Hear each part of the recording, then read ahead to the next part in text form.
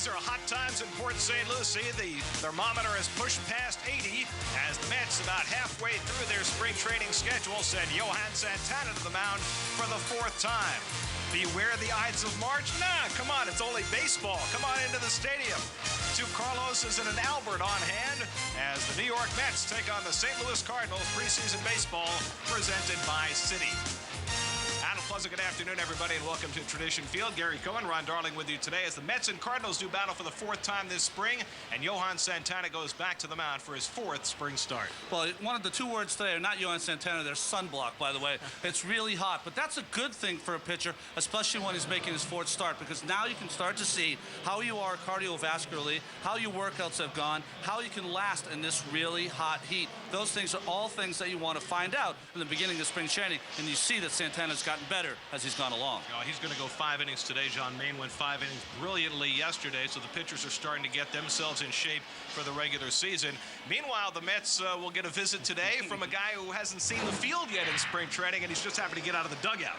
Well, yeah, exactly. With the bubble game by Castro, I don't know if I'd ever want that on my hat coming out of the mouth of Ramon Castro, but Castillo getting loosened today, and he's going to play an important part for the Mets as their mash unit kind of disintegrates and comes back on the field. Going from the bubble gum to the jitterbug, so to speak. So Castillo on the field for the first time. In fact, Willie Randolph is going to have potentially 7 opening day starters on the field today, if you count Angel Pagan, who may well be the starting left fielder on opening day. So things are starting to get a little more serious with just two weeks to go till opening day. Well, 17th game out of 33 games. It's time for the starters to get out there to see how they can do playing every single day. Now, they're not going to play 9 innings, but it's, I think, important at this stage of the season just to get them on the field, see how you react and your muscles react playing day after day after day. And that includes the 2 Carloses, Delgado and Beltran. Beltran now playing his 3rd game back today in center field. Well, that's the great thing, to see that he's playing out in the field. Yesterday had the leg out, a double that turned into a triple after a throwing error. So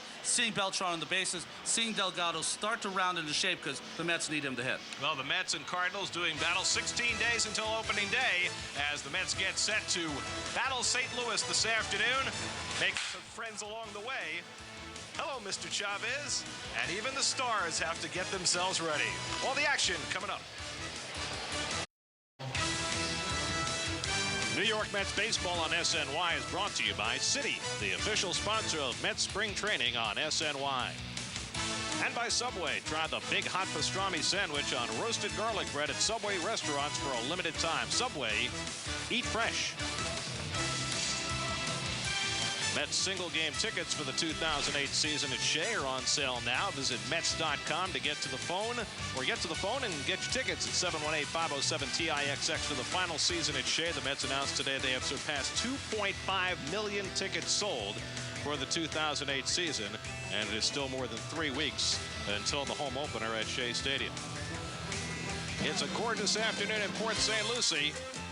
And the definition of smooth, Mr. Santana will go to the mound for the Mets this afternoon for his 4th spring start, looking to go a full 5 innings.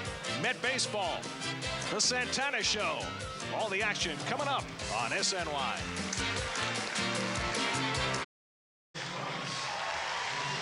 Baseball may not be nominally a contact sport, but every once in a while there are dangers that present themselves. That's kind of a no-no right there. I'll tell you, that young kid with a bat, good way to get released right there when the best player on your team is walking by, you almost conk him. Find a different place to swing your bat, youngsters. Here's your starting lineup for the Cardinals, brought to you by Citi, and Pujols is in the house today. One of the few regulars that Tony La Russa has brought along, but they've got outfield battles. Skip Schumacher is part of that, so is Brian Barton, as they try and figure out how to go forward with a relatively new team. And with a new team, and they are happy of it, Johan Santana makes his 4th spring start. Well, just amazing statistics last year. The Twins, of course, not as strong in 07 as they've been in prior years. Maybe that's the reason for that 15-13 record. But Santana's gotten stronger as the season's gone along. Be interesting to see if he can go 5+ innings.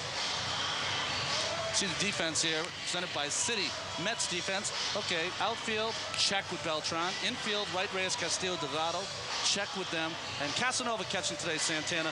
367 Major League games, 887 minor league games. And there's Luis Castillo, his first game on the field after signing a new 4-year, $25 million contract following surgery on both his knees in the offseason. And, you know, watching Castillo run last year was sometimes painful, but he never gave in to the condition of his knees. And now with those knees cleaned out, you can only imagine at age 32 how he's going to perform. You're right. He never complained. He just played hard every day. Skip Schumacher leads things off for the Cardinals. And Santana starts him off with a fastball strike. Santana comes off 4 shutout innings against the Red Sox on Monday and hit the radar gun a couple of times at 93 in that game. 0-2 to Schumacher, and mixing in more sliders in that last start. Yeah, we saw in the pre-game there, we saw that he threw a slider to Veritek down and in for a strikeout. That is going to be an unbelievable pitch for him to get that going. Head on Schumacher, 0-2. This is inside with the fastball. It's almost like if you go back to when Pedro was completely dominating with the Expos and with the Red Sox, and you know, he had the great fastball and the great changeup, and it was almost unfair that he had the curveball as well.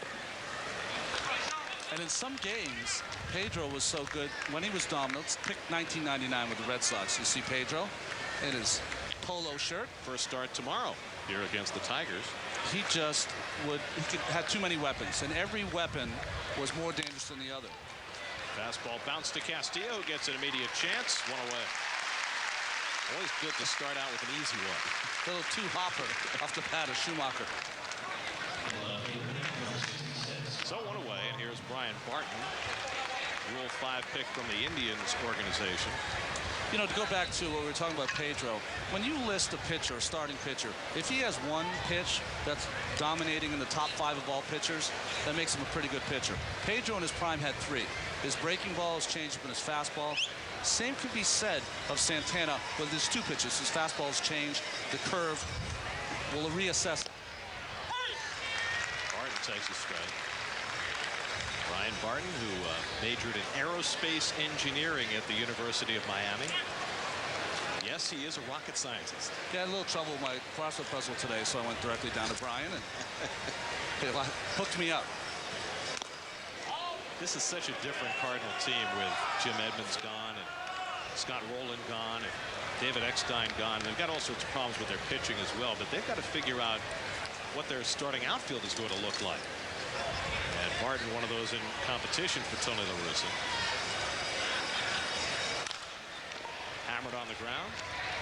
And Reyes makes the play. Dropped by Delgado. Perfectly handled by Reyes. Perfectly thrown. And Delgado just flat out dropped it. Well, you see, nice release by Jose. This ball sinking down. Nothing to be said there. That's just one of those plays that you got to make and didn't make it. Assist to the shortstop. There to the first base. And so Pujols comes up with the man on. Pujols doing what you'd expect him to do in spring training, hitting 400, 4 home runs. I remember the first time we saw Pujols in spring training as a 21-year-old, and he had what, half a season in the minor leagues at that point. And he was such a phenomenon. Hits it hard, and that one scoots right by Wright and down the line. Barton digs for third. Pagan digs it out. Barton being waved home by Jose Oquendo. Castillo with a relay throw, and he's safe. To third, Pujols, the throw, he got it. No, he's safe. Ball was there in time. Pujols coming up limping a little bit. The Cardinals have a 1-0 lead. Close play at the plate, and an even closer play at third.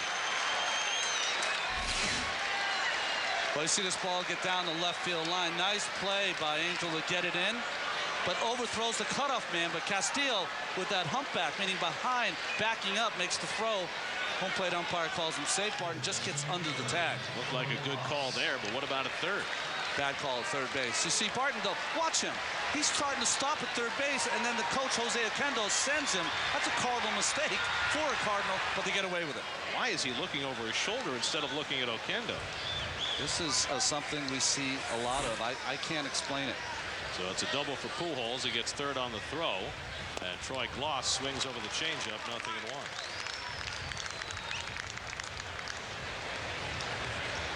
I'm going to say about Pujols before he smoked that ball.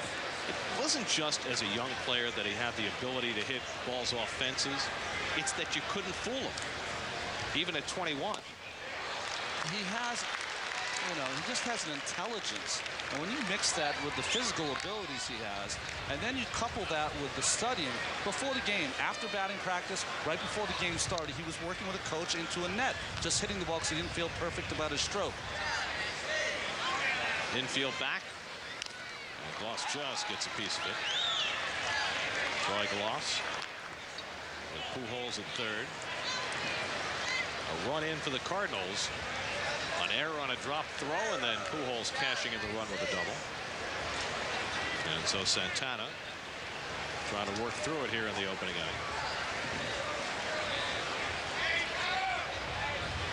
Looking for the strikeout. Just missed. 1-2. Nice setup there by Johan Santana. 3 changeups away, just barely swung at the last one, and of course to set up that fastball inside, and he just missed. 235 strikeouts in 219 innings, and sometimes it's not how many you get, it's when you get them, and this is a spot where you want to get one. And it's interesting you say that, Gary, because those are the kind of things you work on in spring training as a pitcher, because you know you're going to have these situations during the year. It's the first inning. You're trying to manage this inning so it doesn't get out of control. And part of managing this inning is that it either get gloves to pop up, but more importantly, the strikeout is what you need. Willie had the infield back at the start of the at-bat. Now has them in with 2 strikes. And he got the strikeout. So Santana humping up on the fastball. Hardest one he's thrown so far. Just a nice assortment of pitches. Change up, down and in the pitch before. And that one elevating the fastball up in the strike zone. That's something you Met fans are going to see a lot too. Elevating that pitch. Not only does it throw it by you there, but it sets up that good changeup. Of course, we've seen John Mayne work so effectively up in the strike zone. And Mayne was just brilliant again yesterday.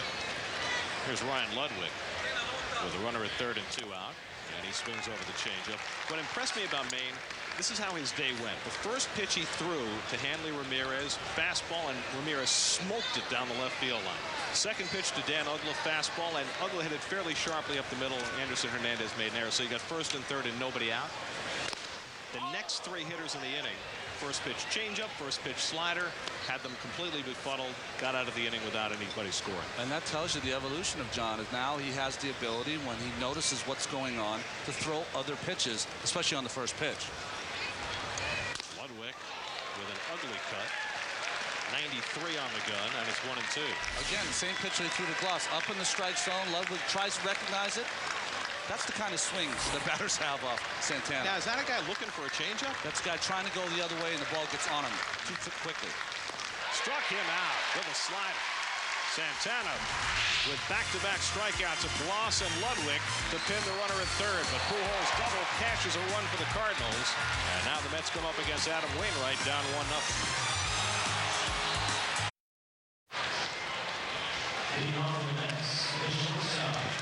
There's your Mets starting lineup presented by Citi. First spring training appearance for Luis Castillo. And other than Ryan Church, who's away after the birth of his son yesterday, congratulations to Ryan and his wife Tina. And Brian Schneider, who's down with a hamstring. All the other probable opening day starters are in there. Well, Adam Wainwright with a nice season last year. 14 wins for his first full year. And the thing about Wainwright in spring training, that's been not alarming, but he has 6 walks, only 4 strikeouts. And as he matures as a pitcher, he should be a strikeout kind of pitcher. Hasn't been so far. Reyes takes the curveball, and it's 1-1. And the Mets certainly know from that Adam Wainwright curveball.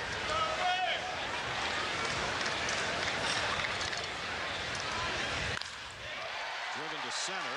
Schumacher in, and he grabs it. 1 away. He said he beat it. The Cardinals defense presented to you by City. Brian Barton scored the first run in the first inning. Schumacher, who just made that play. Ryan Ludwig struck out in the first inning. And you see Brendan Ryan, who in a late season call-up got 67 games in for the St. Louis Cardinals. And Albert Pujols, who really worked himself into a Gold Glover in 2006. And here's Castillo. First pitch he sees. Wainwright can't find it. And so the third baseman Gloss makes the play. Wainwright had no idea where that ball was. I don't know if it got him in the glove or the back pocket. Well, I think it's the back pocket. I don't think he got any leather on this one as it hits him right on the back of the thigh. And usually what happens in this situation is everyone's on the field yelling, there, there. You're like, where there? Castillo coming off the double knee surgery, hustling down the line, the first opportunity, and you know that's him. I mean, you know, we saw even with Beltran the first couple of at-bats where he had to run to first base. He took it easy just to make sure, but here's a guy who had the same surgeries on both knees, and it's just his nature to go hard. He goes hard, and I think the interesting thing that you always feel like he might be hurt is that it always seems to pain him when he's slowing down, when he's putting the brakes on. So that's his little idiosyncratic running method. Yeah, Castillo looks much worse walking than he does running. Well, I have a theory about that anyway, as David Wright comes up, that the guys that are the fastest have the most trouble walking. Mookie Wilson was like that. Mickey Rivers. Yeah, you watch Mookie walk and you go, Mookie, you all right? He goes, yeah, I'm fine. Just trying to save a little pressure on their feet for when it really counts. David fouls it off, and it's 0-2. Wright looking for his first home run of the spring. Reds have not done a lot of hitting this spring. In fact, they're averaging under 4 runs per game, but their pitching has been superb. I think it's flipped, these two teams. The Cardinals have just been mashing the ball, and the Mets have been pitching. And Wright takes the curveball for strike 3. And so Wainwright takes a hit, but pitches a 1-2-3 opening inning. To the second we go. Santana back to the mound, 1-0 St. Louis.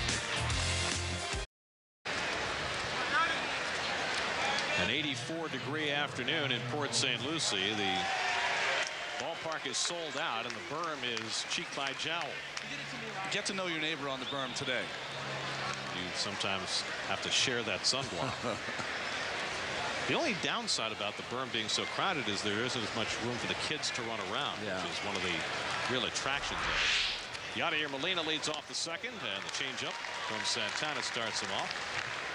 I don't know if you people at home have already seen this transformation of Santana. In 4 quick starts, how many first pitch changeups is he throwing compared to that first start he made where he got hurt, like Gonzalez here with a first pitch fastball? Starting to use that changeup on first pitch.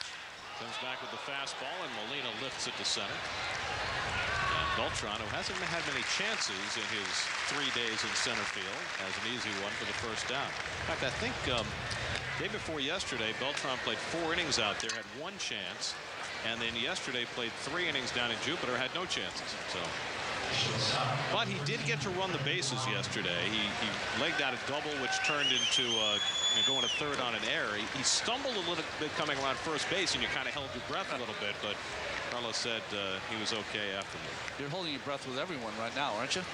Yeah, I guess that's true. There's Brendan Ryan playing shortstop today. Although Beltran was saying this morning that he felt a good sore, not a bad sore.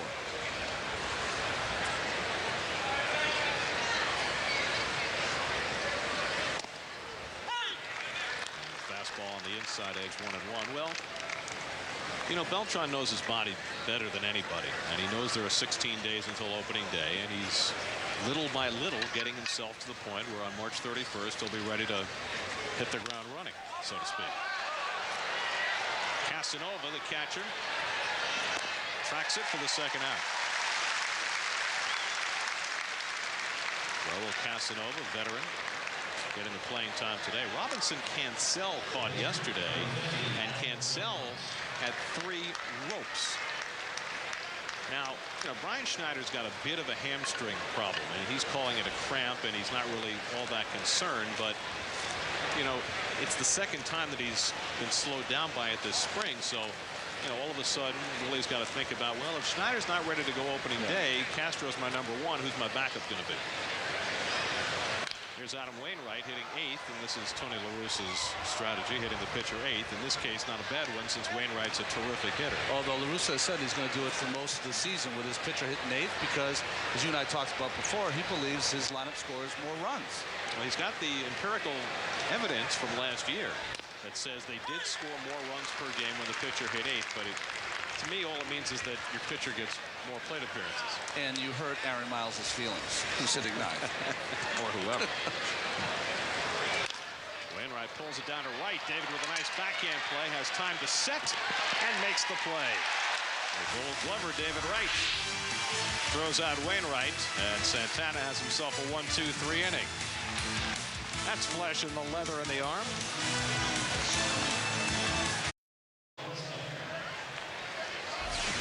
Well, you've seen the New York Mets, but you've never seen them quite like this. In the 2008 regular season, every Mets game on SNY will be in high definition from home and on the road. So that means we have to shave. I was looking pretty scruffy, I'll tell you, when I flew in this morning at 2:30. So Carlos Beltran will lead off against Adam Wainwright in the bottom of the second. Carlos has had just 11 bats this spring. Had that double yesterday down in Jupiter against the Marlins, against Ricky Nolasco. By the way, speaking of the Marlins, Nolasco, I don't know who they plan to have start games for them this year. yeah, they just and this is from a team that 2 seasons ago. Beltran pops it up, and Pujols has a play. This is on a team that 2 seasons ago, you and I were talking about, you know what, the Marlins are going to be trouble in a couple of years. They have Joe Girardi, who's the manager. They have Josh Johnson, Ricky Nolasco. They have Anibal Sanchez, who threw the no-hitter. They had Scott Olson, who, he's got great talent, but I mean, they really had a chance that you thought they were going to be one of the best young pitching staffs, and now they can't get anyone on the field. Well, Josh Johnson had Tommy John surgery, probably won't be back until August at the earliest, after missing virtually all of last year. Sanchez is still hurt. I mean, they're looking at guys like Ricky Nolasco and Rick Vandenberg to lead their rotation. Carlos Delgado continues to struggle, coming back from the hip impingement. Took a cortisone shot. He feels okay, he says, but good thing. At the plate, it hasn't happened for him yet.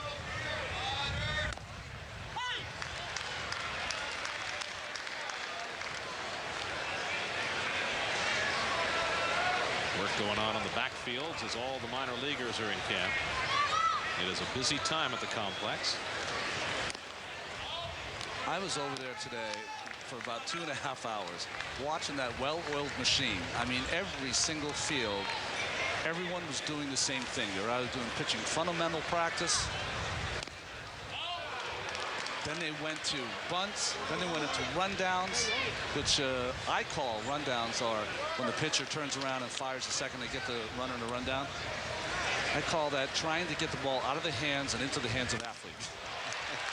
Delgado goes down on a changeup, and that's the second out. So two-way.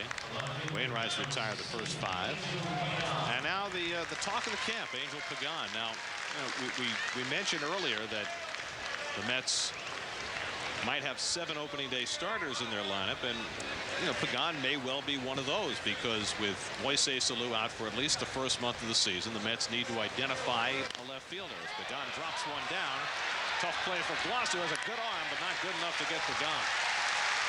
Well, Angel Pagan continues to add to his resume. Well, he's shown speed, he's shown some power, he's shown the ability to drive in runs, and look at that.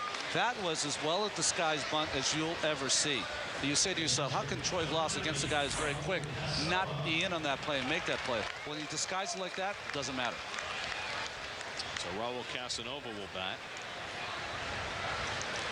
I mean, the Mets have a lot of options in left field, and one of the difficulties that they have is probably the best choice to play left field with Alou out is Endy Chavez. After all, Endy's been a semi-regular.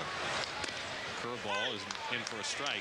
But the problem is Endy's a left-hand hitter. And if you put Endy in that spot, now you got the 5, 6, 7, and 8 hitters in your order. Delgado, Church, Chavez, Schneider would all be left-hand hitters.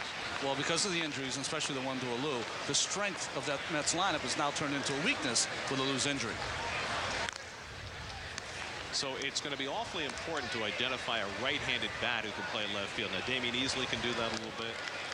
We talked a little bit about Brady Clark has had a nice spring training. He might win himself a platoon job with Pagan in left field. Perhaps you use Jose Valentin, although Valentin's a far better left-hand hitter than right.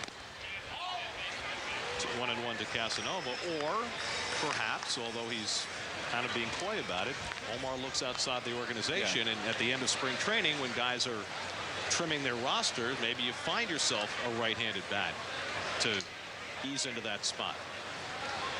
Because here's the thing. I mean, Alou had hernia surgery and is going to clearly not be back until May. But it's one thing with a younger player with less of an injury history. You'd say, OK, we only have to fill that spot for a month. Well, there's no reason to think that Alou is going to be healthy for the next 5 months after that at age 42. As much as you'd love for him to be, because when he's healthy, he's still one of the most dangerous bats around. And we also saw last year that an injury that he's had before that he said initially would take him 3 to 4 weeks to come back ended up being twice that time, because sometimes it takes you longer to heal when you're a little older. So if Pagan can continue to play the way he has from now through the end of spring training and into the regular season, you'd have to guess that left field spot is going to be his, although Willie has made no promises whatsoever. Well, the problem is for, I think, a lot of organizations is that the teams have played, this is the 17th game. The last 2 weeks are a long time in spring training. And guys, if you get off to a quick start, and let's say you get 3 hits in your first game, 4 hits in your second game, that can take you almost for the first 2 weeks. Pagan runs and Casanova fouls it. So I think it's really important that I think everyone who's watching Pagan play well, watching a young pitcher throw well, just, whoa, step back a little bit and let's watch the last 2 weeks, see how it unfolds when they've got to face everyone's frontline pitcher for 5 or 6 innings, face Wagner at an important at bat, the closer late in the game. Then we'll see what they're made of. So what you're proposing is the Darren Reed clause. That's right, Darren Reed. Darren Reed was a great spring training hitter. Back in the early 90s, he would hit 5 or 6 home runs the first 2 weeks of spring training. And just as you said, as the days got closer to the regular season, all of a sudden, those numbers would shrink a little bit. Butch Husky was like that, Butch Husky. Big spring training hitter. 2-2. Casanova fouls off the curve. You also have pitchers like that. I remember Ed Lynch used to come into camp, and the Mets had a lot of hard throwers in those days. Fernandez, Gooden, et cetera, et cetera. He would come into camp, but he would have his backdoor slider on February 15th. So he'd come into camp, and he would light it up, striking out people. He looked like the most accomplished pitcher you ever saw. And Eddie was great. He was a dear friend of mine. But as the season got closer, then the guys like Gooden and Fernandez and people like that would start to shine. Pagan runs. Molina's throw a little high, and the ball not handled by Ryan. Stolen base for Pagan. His 3rd of the spring. Well, that's a nice stolen base right there. Good jump by Pagan. And Molina has one of the best throwing arms in baseball. Shoulders open so that ball kind of goes to the right field side. Not much of a lead, though, by Pagan. But important to steal there, get on second base with 2 outs to see if Casanova can drive him in. So now a full count to Casanova. Pagan, back when he was originally in the Mets farm system, in 2002, stole 62 bases in the minor leagues. He's got a lot of natural ability. Hits it the other way, toward the line goes Barton, and he can't catch it.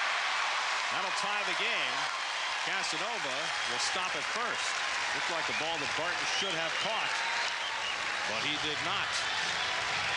And Pagan parlays the stolen base into the tying run. Well, it's interesting what Lucie is thinking, because Barton, with that great speed, gets to the ball, but kind of puts the glove in front of his eyes, shielding his own eyes and getting his eye off the ball. If you remember, when Barton came here and played in one of the first games here in spring training, he dropped the ball in center field also, so that could be a problem. It'll be an error charge to Barton. Casanova watching it all the way. Probably should have been at second, but only manages first. Here's Andy Chavez. And he takes a strike. Andy coming back from physical difficulties of his own, not just a hamstring injury last season, but then a hamstring and ankle injury in winter ball, so he got off to a late start. Chops one out to Miles, and that'll do it for the Mets in the second. But just as the Cardinals did against Santana, the Mets put up an unearned run against Wainwright. We go to the third, tied at 1. Coming up, Kevin Burkhardt talks with the Phenom.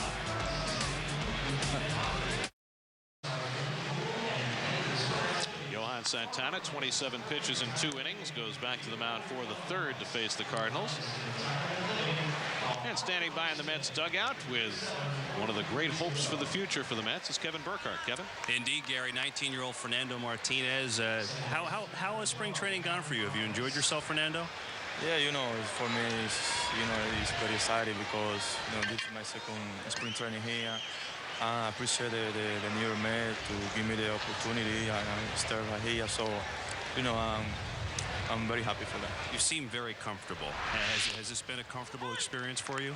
Yeah, that's right. I stay every day in the game. I stay every day watching the pitch. I work every day in the cage, in the field. That's my game.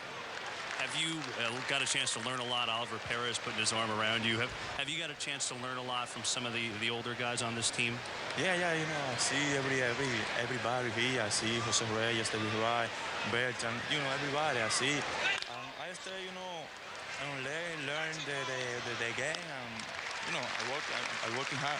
Fernando, good to talk to you. Continue. Good luck, okay? Thanks, man. I appreciate it. Guys, certainly isn't acting his age, that's for sure. Fernando Martinez, as Miles grounds out. Back up to you. No question. Here's my question for you, though, Kevin. Did Oliver Perez really feel as though we've been shortchanging him on FaceTime? That he needed to get in the shot there? He likes to ham it up, guys. Hey, look, he wants more FaceTime. We'll be sure to accommodate him. When does Oliver pitch next? I think he pitches on the road on Monday, so we won't have him on. See? He's been pitching too many road games. Skip Schumacher up with 1 out after Miles grounded out to start the inning. Johan Santana from Tovar Merida in northern Venezuela. There's so much baseball talent that has come from Venezuela over the years, but most of it has come from the cities, from Caracas. Tovar Merida is in the lush green mountains, about an 11-hour drive from Caracas.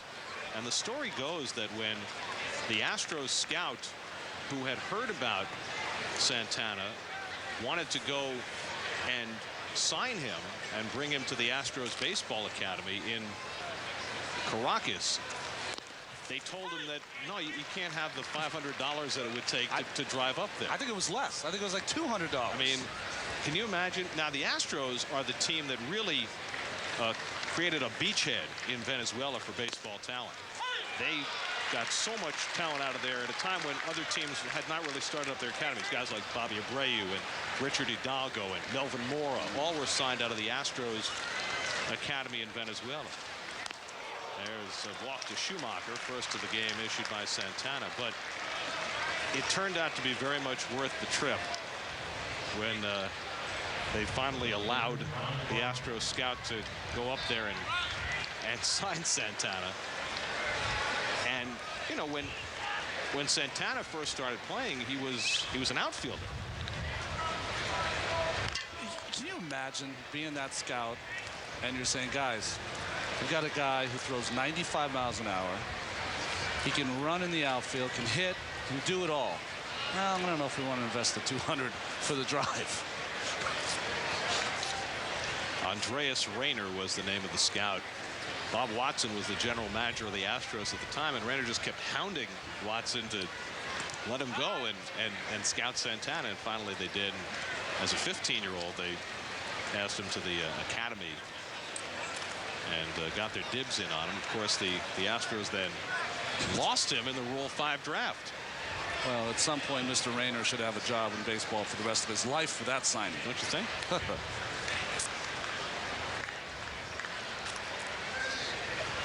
This is a good thing to watch here. For me to watch, for you guys at home, how Johan Santana holds runners on. What kind of moves he employs to keep the runners close. Schumacher has some nice speed at first base. Santana, who pitches on the far side of the rubber, as far as first base that you could be. And we'll see if he tries to change up his moves. Coming from a league that doesn't do a lot of stealing. Barton fouls it off. Now, Glavine used to work from that far end of the rubber as well. Is Santana doing it for the same reason, to get better angle on his changeup? That's it. He's just trying to get the good angle on his changeup. And over on that side, it really gets him to the point where he can throw that ball inside to the righties with his fastball. That sets up everything for him, the ability to pitch into right-handed. See where his feet are?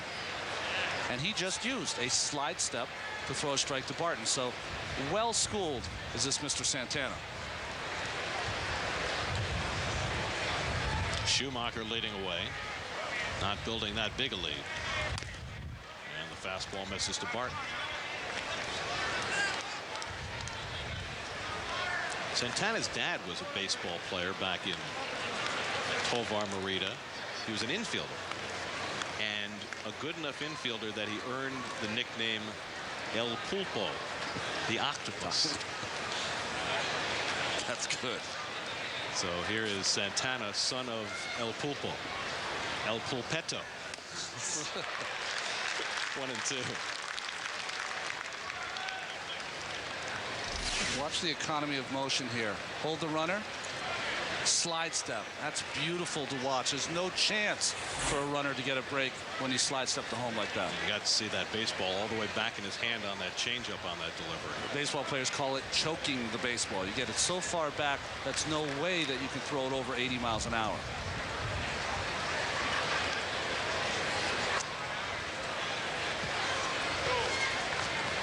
Looks like so far Casanova and Santana having a little problem communicating on how they want to pitch, because Santana usually works very quickly. 1-2. And that's toward the gap in right center. Schumacher digs for third, and it'll roll to the wall. Schumacher will score easily, and Barton digs for third. And in standing with an RBI triple to give the Cardinals a 2-1 lead.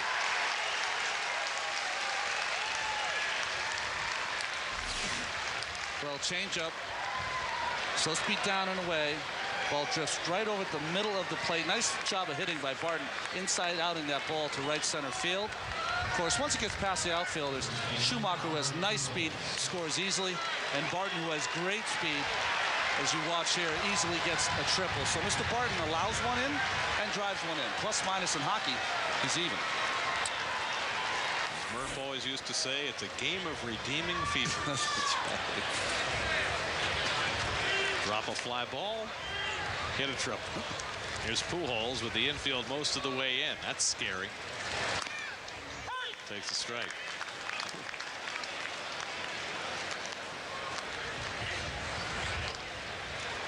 First time up, Santana started Albert with a changeup that he was able to pull down the line for double. This time, first time up. Second time up, first pitch, fastball.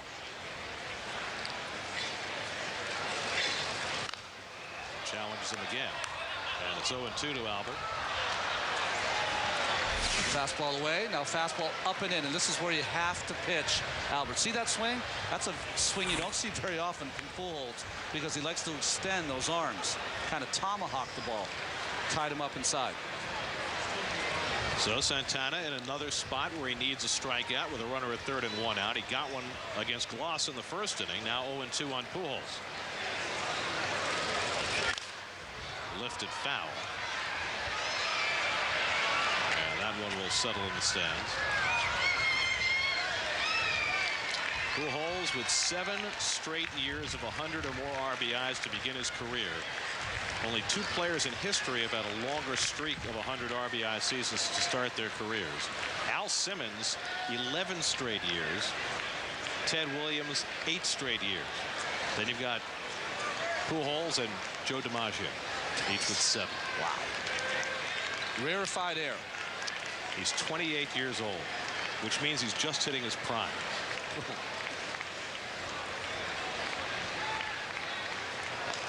0-2 to Pujols. I mean, you're talking about maybe the best hitter in baseball against the best pitcher in baseball. Love to see these little battles in spring training. A lot of times, of course, these games, records don't count, but these little battles between the best versus the best are fun for people to watch. You see Casanova, that's a changeup signal. No, he didn't want it. Shaking to get back to the changeup. Very interesting. Playing with his head a little bit. Very interesting if Santana would do that. So he wanted changeup. Casanova puts down changeup, shakes it off, goes through the whole litany of signals to get back to the changeup to make Albert stand there. And that's a real smart thing to do. Usually a veteran catcher will make you shake your head. He'll look at you and he says, shake, shake, shake. He wants the hitter to stand in there. Santana did it on his own. Fastball in.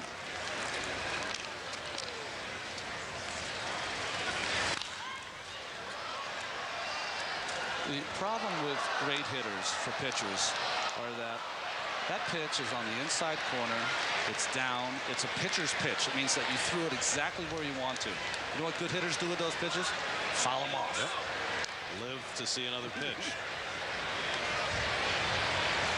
Nice shot here. Santana and Casanova. Inside changeup after the fastball in. Pitch was away. Albert lunges for it. Right has a play. 2 down. Well, not the location necessarily Santana wanted, but certainly the result. Well, we've seen it before, is that he will change speeds even on his changeup. And it wasn't the location that got him. It's that he took 2 or 3 more miles off the changeup. Had Pujols way out in front. So Santana's gotten 2 key outs against the 3 and 4 hitters with a runner at third and 1 out. He struck out Gloss in the first inning, and now he gets Pujols to pop up here in the third. Martin still at third with 2 down. And Gloss fouls it off. And it's interesting watching Pujols. Last year his power numbers were down.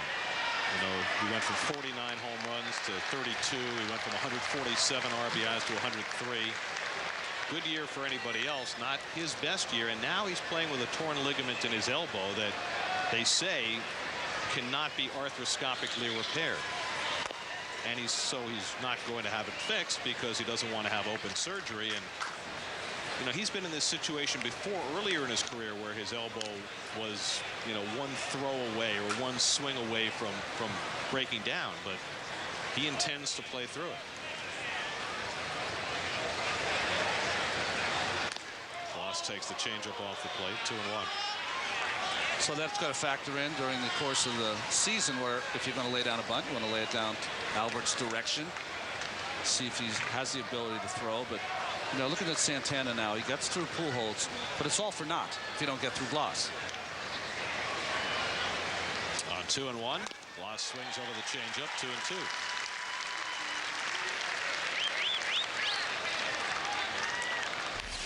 Look at the hand, just buried in the glove. The ball is back in his hand, his palm, as far as he can put it. A big motion, and oops, never gets there. Disappears. 2-2. On the inside corner, strike 3 call. Got him looking at the fastball. So another recovery by Santana, limiting the damage to 1 run as he gets Pujols and Gloss. 2-1 St. Louis as we go to the bottom. Well, this will be the first spring training at bat for Johan Santana. The Mets have used the DH in every other game he's pitched this year.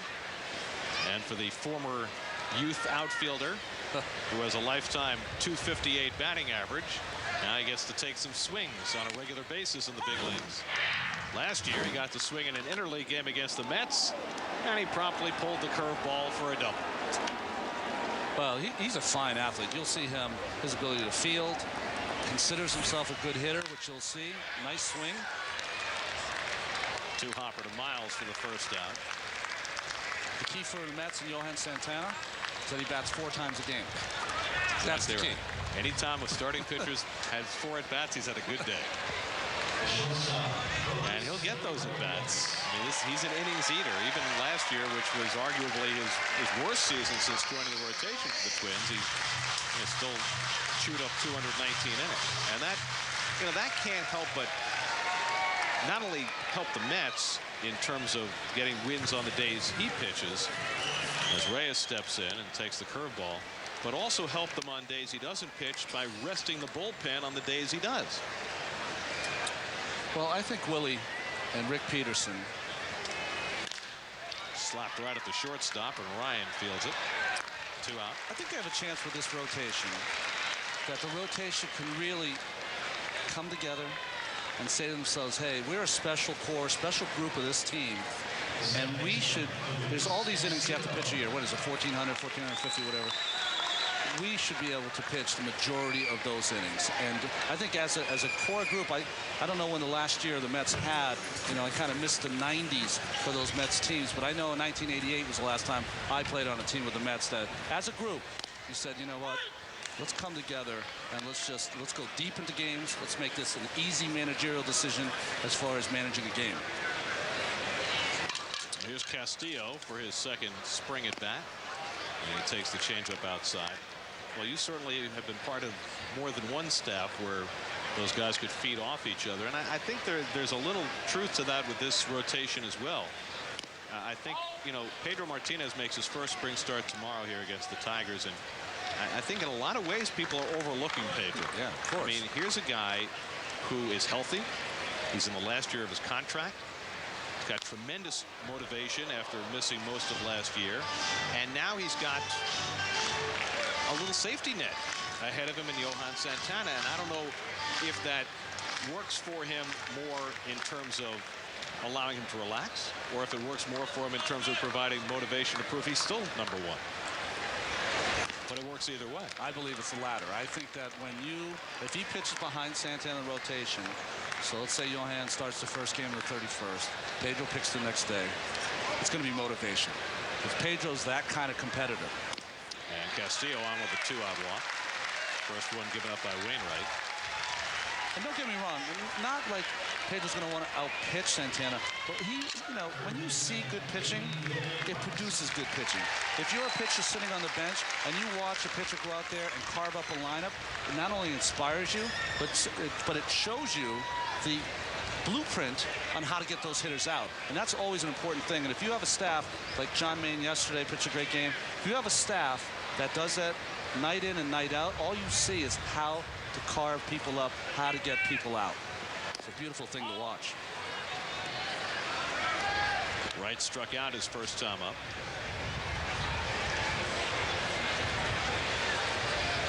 Well, you've got 4 pitchers who will head this rotation. As Wright grounds it toward the hole, cut off by Gloss. 4 guys who have distinctly different pitching styles, and I think that will work in their favor as well. Lots of merchandise. It's all the right stuff. 2-1 Cardinals as we go to the 4th.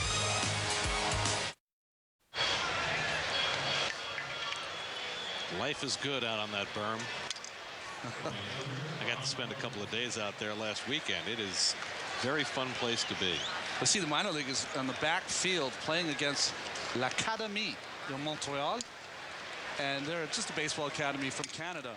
But it made me think of, we had a practice once as Johan Santana faces Ludwig. We had a practice once that stopped because Tim Leary was pitching on the backfield in a 10 a.m. game against a college team. And the deafening noise. Toward the hole, and Reyes with a great diving stop. What a play. Man, that ball was just about by him. And Reyes able to make the stop and get Ludwig. What a beautiful play. Like you said, the ball carries him into the outfield grass. That's how hard that ball was hit. And he still has the presence of mind to get to his feet quickly. And then, of course, that cannon of an arm that Reyes has. And Santana said, yes, that'll work for me all year. You know, it's interesting. Santana has pitched his entire career on artificial turf. If he's pitching in Minnesota, that's a hit. Yes. Molina lifts it to right center. Long run for Beltran. Diving, can't get it. And that's the greatest test Beltran's knees have had. Came up a little bit short, and Molina jogs in with a double. And now the question is, how is Beltran feeling? Well, he got a nice jump on the ball. I just think that the ball, even with, I think he was running after that ball perfectly and just kind of misjudged it. I don't think he could have made that play, even with the dive. You know, it seemed to me, Ronnie, that first step he might have thought he had no chance for it, and then he turned it on. Yes. Almost like he wasn't. You see, that first step was not hard. And then he tried to turn it on. You're right, Gary. And I wonder if that's because he thought he had no chance, or if he thought at first, well, I can't really go that hard, and then changed his mind in midstream. Well, the competitive nature of you after a while takes over, and you want to go make that play for your pitcher. But right now, probably has 4 gears out of 5. Well, fortunately, he's standing out there showing no ill effects, and that's the best news of all. Brendan Ryan fouled to the catcher his first time up. Well, if Beltran would have made that play, you know that golf advertisement they have, these guys are good on the PGA Tour? That would have been Santana. If he'd have made that catch, he said, boy, these Mets are good. I'm glad I signed over here. There you see the pitch count matching his uniform number. Ahead on Ryan, 0-2. Just got a piece. You know, to really quickly finish the story I was talking about the baseball academy from Montreal that's playing against the minor leaguers. We were having practice once. Tim Leary, a great pitcher with the Mets and Dodgers, was pitching a 10 a.m. game against this college team.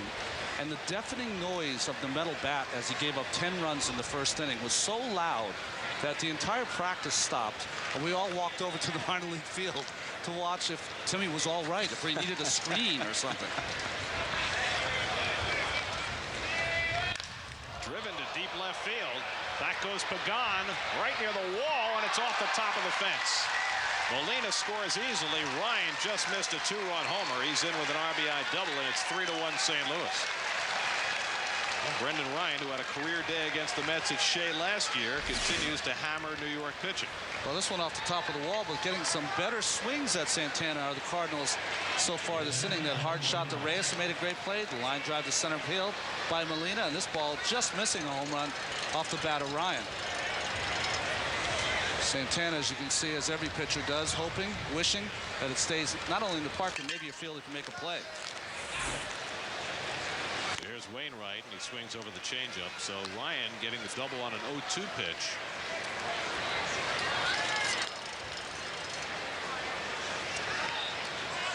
The last inning, Barton got that high changeup that he drove for a triple on a 1-2 pitch.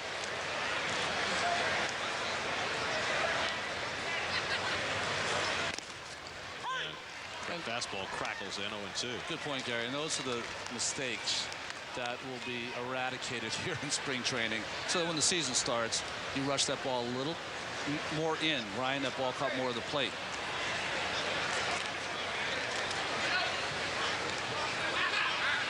(0-2) to Wainwright. Get toward the hole and a base hit. Ryan had to hold up. He'll stop at third. And so 3 straight hits for the Cardinals. The 6, 7, and 8 hitters. Oh, Wainwright is a terrific hitter for a pitcher. I mean, 0-2 changeup, ball's down. Almost had a hit in his first at bat. Wright had to make a great play. That ball's down and away, and he's able to hook that ball into left field. Exact same pitch, 0-2 changeup that he hit the last time. During the season, when he gets his strikeouts, that pitch there to Wainwright, the catcher Casanova or whoever's catching that game will catch that ball in the dirt. We'll have to block that pitch. So here's my question for you. These mistakes that Santana's making now that you say he'll iron out, is that a matter of getting a feel for his pitches? Is it a matter of mental concentration? What are we talking about? I think it's really at a point now where you're going to a place where you haven't gone before. You've thrown, between 30 and 45 pitches. Miles lifts it to right. That'll get a run in. As Ryan tags, Chavez's throw comes in, but Ryan scores easily, and it's 4-1.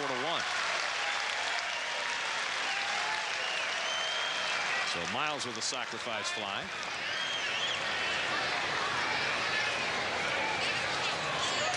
Cardinals have played it 2 here in the 4th. Well, the Cardinals just continue to hammer. It doesn't matter who they're facing in spring training. So you're saying it's more about building up your pitch count and dealing with throwing pitches when you get into the 60s and 70s. When you start to become a little fatigued, where does the ball go? Always up in the strike zone. Always happens. So you have to battle through that. Schumacher pops it up. Casanova hoping for a play, but that will land just beyond the screen. There's a lot of pitchers that can go out in the first inning. Look at pitchers on the minor league field that can come over and pitch in the first inning and get through the first inning. It's the ability for starters to be able to say to yourself, not only physically, what do I have to do physically to get the ball down, but mentally, I'm getting a little fatigued now. I'm getting a little tired. I've backed up some bases. I've missed some location. And you have to kind of shake it off, get back on the mound, and just go back to basics. Schumacher is grounded out and walked 0 for 1. And that fastball misses. 1-1.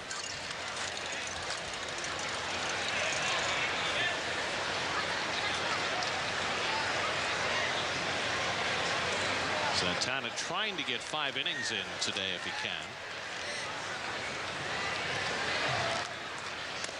And that changeup did not look like he released it well. It's 2-1.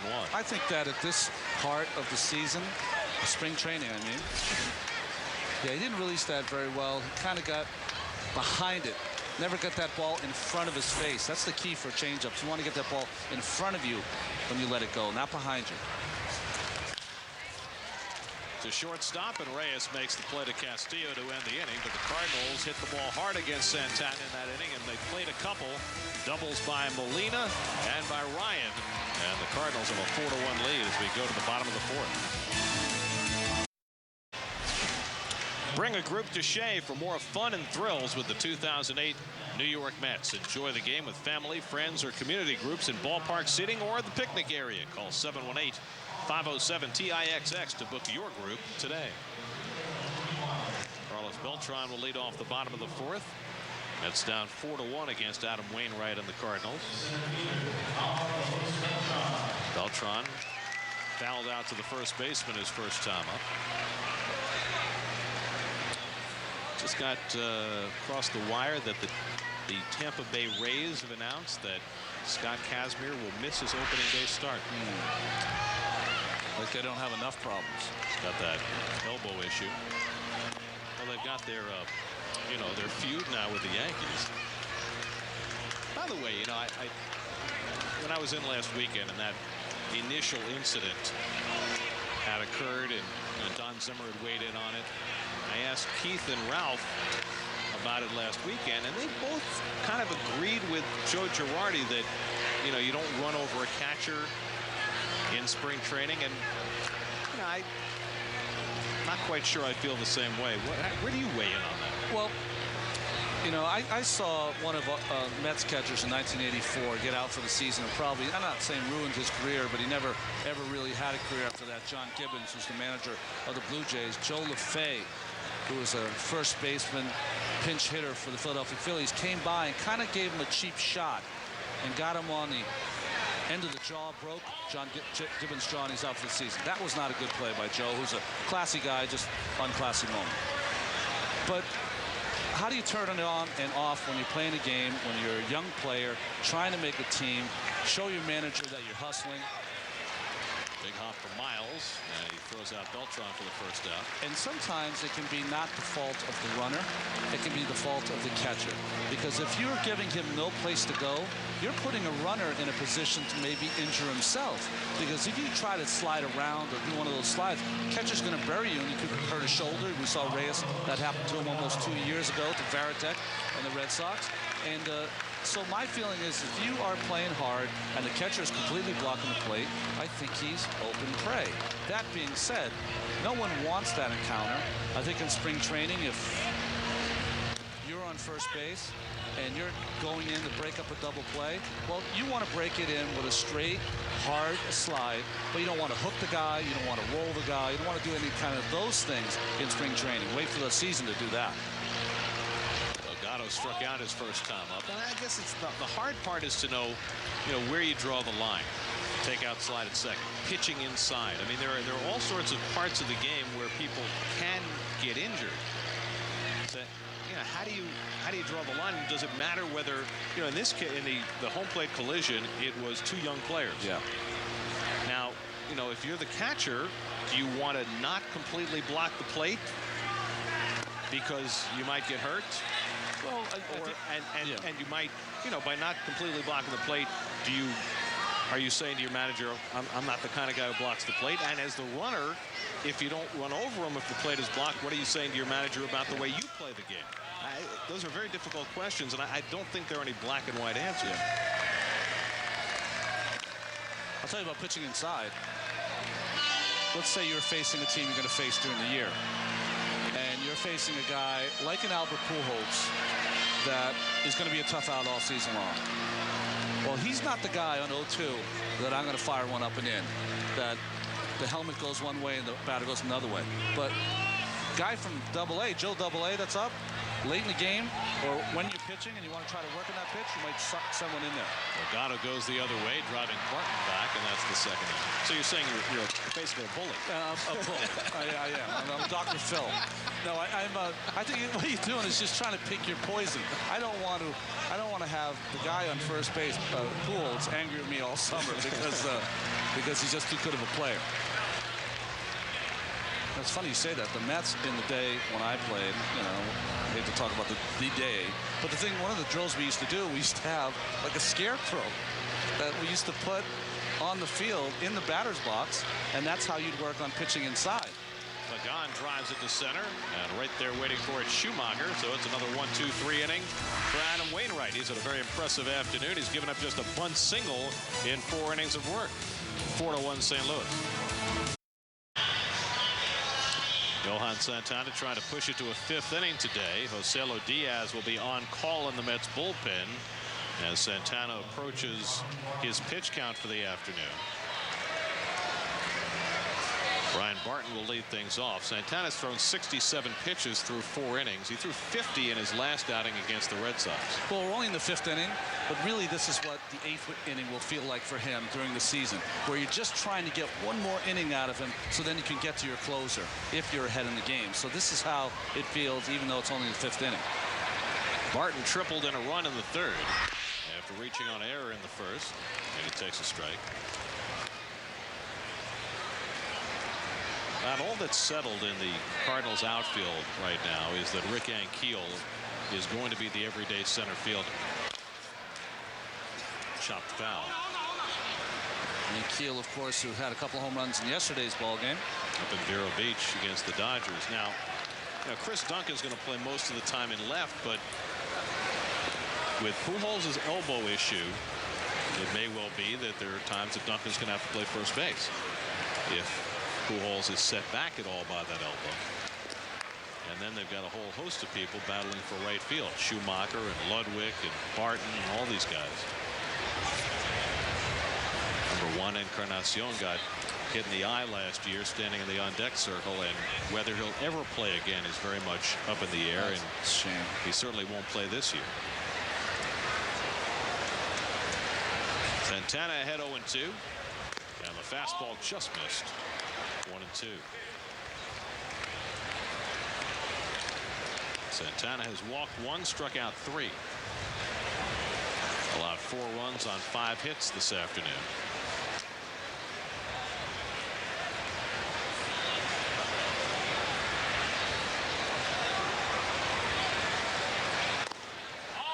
Two and 2.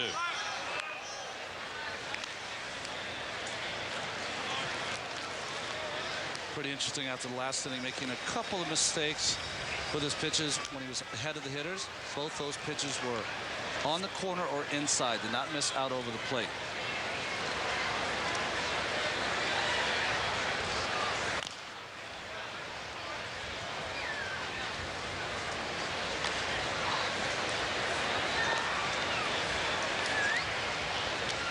I wonder how much confusion there's been in Cardinal camp this year with Brian Barton and Brian Barden, both in camp. Brian Barden wish he was hitting as well as Brian Barton, I'll tell you that. You need to really enunciate in Cardinal camp. Yeah.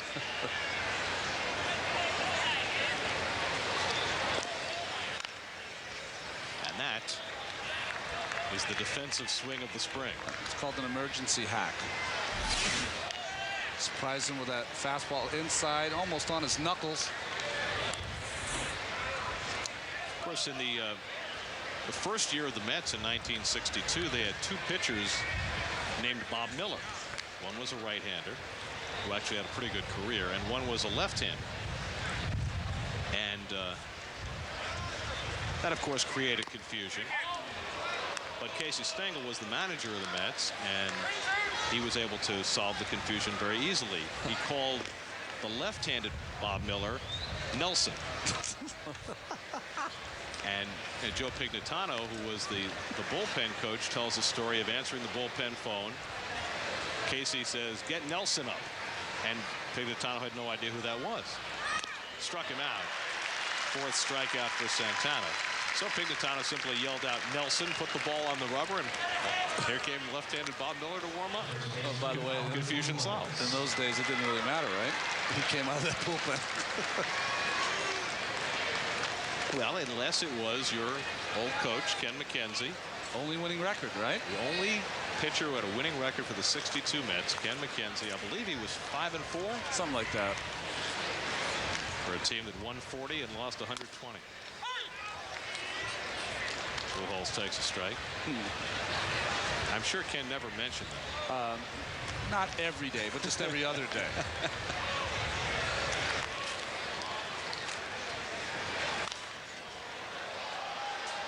0-2 to Pujols, who's doubled in a run and fouled out to third.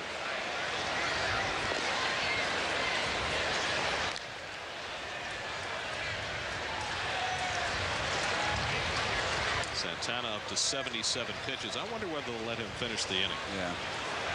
You wouldn't expect him to go much more than 80 today. Driven deep down the left field line. But foul.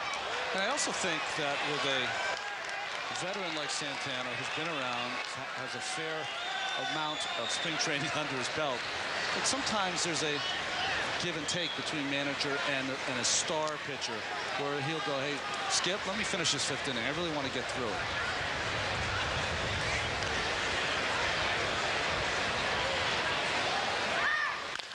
Chopped out to Reyes.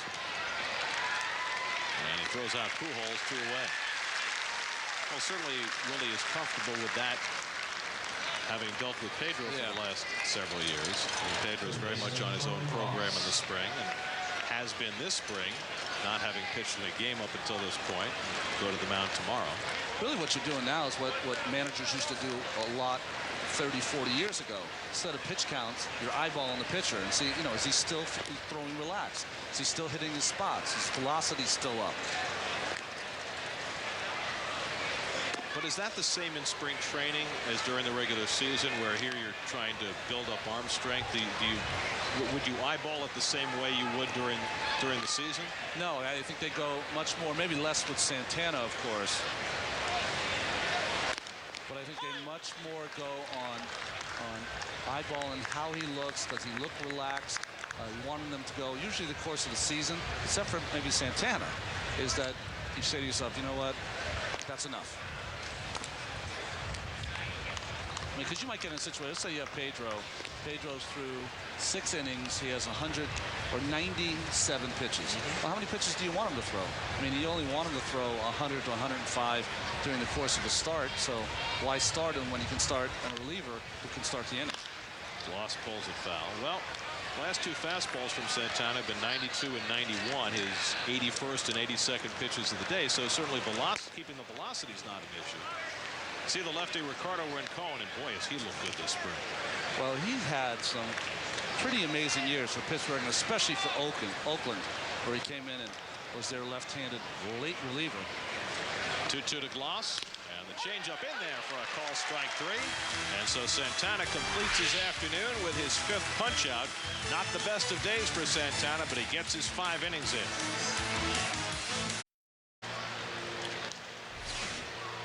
Visit the official online shop of the Mets at Mets.com. Browse the largest selection of authentic spring training gear, including clubhouse caps and t-shirts, jerseys, sweatshirts, and more. Get your spring training gear straight from the source. Shop the Mets.com shop. Raul Casanova leads off the home fifth inning against Adam Wainwright, who's given up just one hit so far. There was a bunt single by Angel Pagan in the second. Casanova reached when Brian Barton dropped his fly ball in the second. That's what scored the Mets' only run.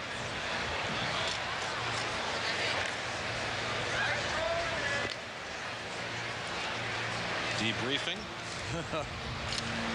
Santana 84 pitches this afternoon in 5 innings and finished with his stint.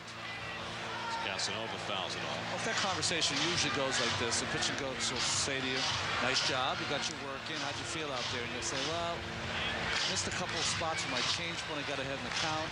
My velocity felt great, which is what Santana should be talking about right now. Okay, 4 runs, 1 walk, 5 punch-outs. He is good for a punch-out an inning, isn't he?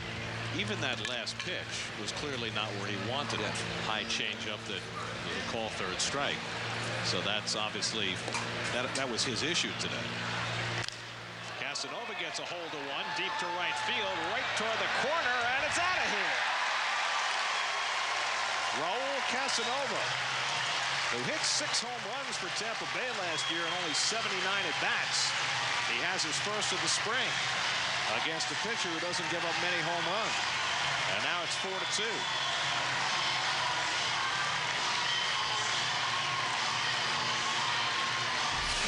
But Casanova had to love this hanging curveball from Adam Wainwright.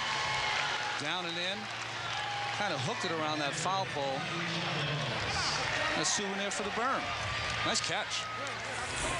Well, Casanova battling for what could be an extra spot if Schneider is injured. And yesterday we mentioned Robinson Cancel also battling for that spot. Hit 3 ropes for base hits, and Casanova hits a home run. Chavez grounded out his first time up, and Endy takes a strike. And, you know, Adam Wainwright last year allowed just 13 home runs in 202 innings in his first year as a starter. That's an abnormally low figure, especially for a rookie. I think change up 1-2. I think you'd make more mistakes than that. I honestly remember I was good for 20-25 a season. Easy. I mean, that was easy. You could just mark those down and you didn't have to give them up. Well, you think about 13 home runs for a season. Heck, for Burt Blyleven, the year he gave up 50, that was a month. That's right. He did that in Minnesota, right? When he gave up those 50. Adam Wainwright, Georgia kid who grew up a big Braves fan. First-round draft pick by Atlanta. Devastated when they traded him away in the J.D. Drew trade. Just another in a long line. Imagine if he had stayed, all those homegrown stars they have, Brian McCann, Jeff Francoeur. The Braves have got as many good young players as anybody around. Another bouncer to Miles, and Chavez retired, 1 away. The problem is, who's going to pitch for him? I mean, you know, Smoltz and Glavine are both a year older. They're relying heavily on Hampton, who hasn't pitched in 2 years, and now he's hurt again in the spring. And for all the work that they did last year to try and repair their bullpen's in tatters again. Their bullpen has really been the problem there. And like you said, I mean, Smoltz is still going to have a great year because he's still throwing hard. Got 3 excellent pitches, but Marlon Anderson to pinch hit. And nice to see Marlon back on the field after suffering that collision with Ryan Church. Suffered the bruised sternum. He played 1 game but didn't feel right, but now back in there. But the other thing about the Braves is, without Andrew Jones, that just changes everything defensively. And that has a huge impact on their pitchers as well.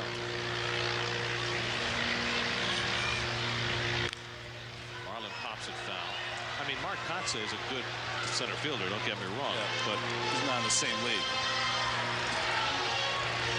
He doesn't have the speed. He doesn't, I mean, We're talking about Andrew Jones. You could put him up there in the top 5 defensive center fielders of all time. I don't think anyone who knows baseball would have any problem with that. Willie Mays, Paul Blair. I mean, those are the guys who are on that short list that I've seen play. There aren't too many more. You know, he's probably not on the short list, but I got to watch him play a lot. Was Gary Maddox of the Philadelphia Phillies. He was, and he made it look easy. That's the problem with Gary. He's just would lope after those balls in center field. Well, you know the great Ralph Kiner line about Gary Maddox. 2/3 of the world is covered by water. The other third is covered by Gary Maddox. The all-time great ones. Marlin goes down looking. Third strikeout for Wainwright, and they're 2 away.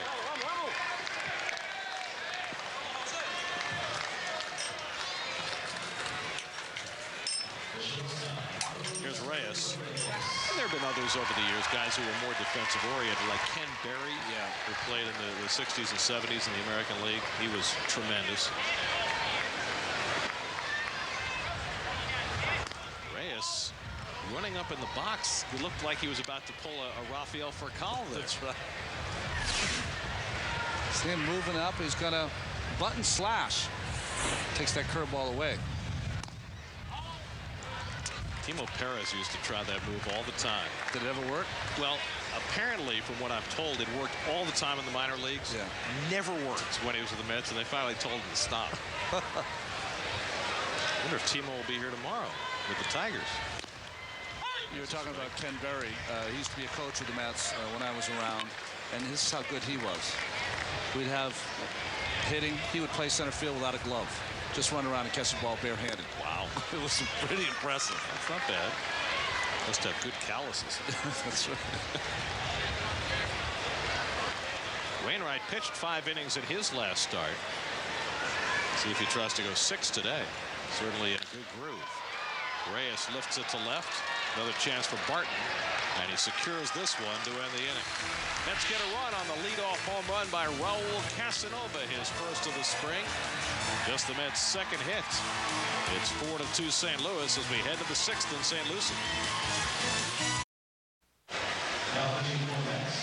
Changes for the Mets as we go to the 6th. Anderson Hernandez takes over for Jose Reyes at shortstop, and the 38-year-old Mexican lefty Ricardo Rincon comes on to pitch. He's pitched for Pittsburgh, Cleveland, Oakland, and St. Louis, and officially has thrown his hat into the ring. Well, you know, he missed most of the last 2 seasons because of injury. But as you mentioned earlier, when he was healthy, Rincon was one of the best situational lefties in baseball, and nobody's talking about him being on this team. I think it's about time for the talk to start. He has been unbelievable. Here's Ryan Ludwig, and he takes it off the plate. You know how you know that he's in the mix? Because he's pitching this 6th inning, sorry. That's an inning where your manager is not taking a chance going deep into the game. I want to see this pitcher right now. Playing against what passes for the regulars. Hey, that number 47 on a Cardinal back, who does that remind you of? John Mabry. Every time I see it. And it was interesting because Mabry's name came up the other day. Angel Pagan was talking about how Mabry counseled him about how to come off the bench and stay ready. I don't know John well, but anyone who's ever played with him has always told me the same thing. Just an outstanding guy, one who loves to impart his knowledge of hitting to the hitters. Just loves to talk baseball. One of those old school guys who loves to talk shop. Rincon behind 3-0 on Ludwig. And there's a fastball for a strike. Brad Thompson, the sinker baller, up in the Cardinal bullpen. He could wind up in their rotation at the beginning of the year. The Cardinals, by the way, just signed Kyle Loesch the other day, who had been sitting out there all winter and spring, hoping for a big deal that never came. I mean, there was talk at some point that he was going to get a 3-4 year deal. $40 million, that kind of thing. Scott Boras is his agent, and clearly they overestimated the market. Did they Jerry Reed it? Jody Reed. Jody Reed it? Yeah. Jody Reed, of course, was a second baseman who tried to push, I think, the Dodgers into a 2 or 3 year contract, pushed a little too far, and the Dodgers made that trade for Delano DeShields. And there was another pitcher involved in that, wasn't there? Jody wound up in Milwaukee. On a 1 year contract, playing for, not playing for a kibble, but he was Not compared to what they had offered him. I think they offered him something like a 3-year, $10 million contract, something like that. And he ended up playing for, you know, $400,000 for a year, and his career didn't last much longer after that. 3-2, lifted into right center field. Beltran ranging back. He won't get it. And hops on the warning track, and into second base goes Ludwig. Only the second hit of the spring offering Cohen, and a ball that if it were the regular season and Beltran were fully healthy, have a pretty fair idea he might have caught. Yeah, the ball seemed in the wind, though. It seemed to keep moving away from him. I think he thought he had it tracked when it first came off the bat, but gets it on one hop, holds Ludwig to a double. Wind's kind of swirling in right center field. So it's a leadoff double for Ludwig, and here's Yadi Molina. He doubled beyond the reach of a diving Beltran in the 4th. The good news on Beltran is it's the 6th inning and he's still out there, having played 4 innings and 3 innings the last 2 days, and his first 2 jaunts out in center field.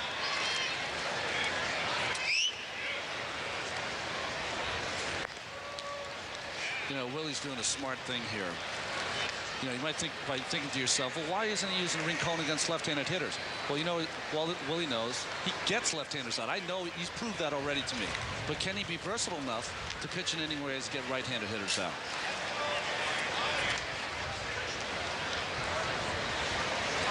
And what Willie already knows is that Pedro Feliciano can do that. Yes. And that makes the left-hander so versatile. When you can do that, you can count on him maybe to go for 6 outs, 2 innings for you. Speaking of lefties, Scott Schoenweis turned in another very good inning yesterday against the Marlins. And he looks like a little different pitcher this spring. Molina squaring. And it's 1-1.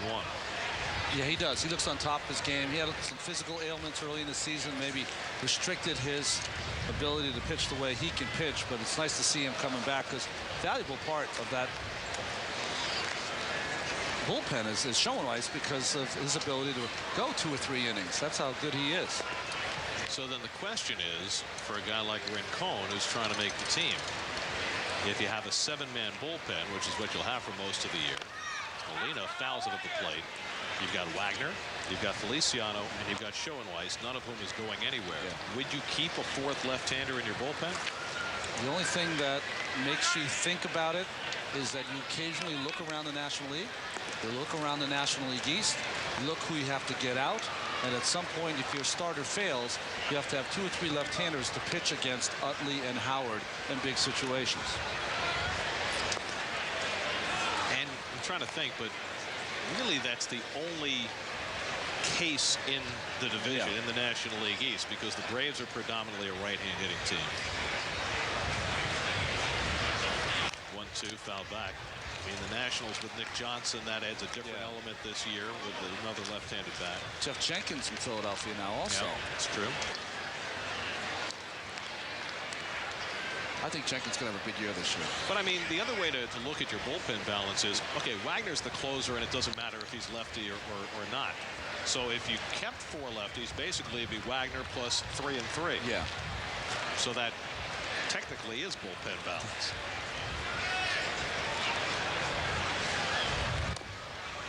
Each year it always changes, but I love their balance in 06 because you had a guy like Darren Oliver who could come in and eat up some innings, left-hander, get right-hander, left-handers out.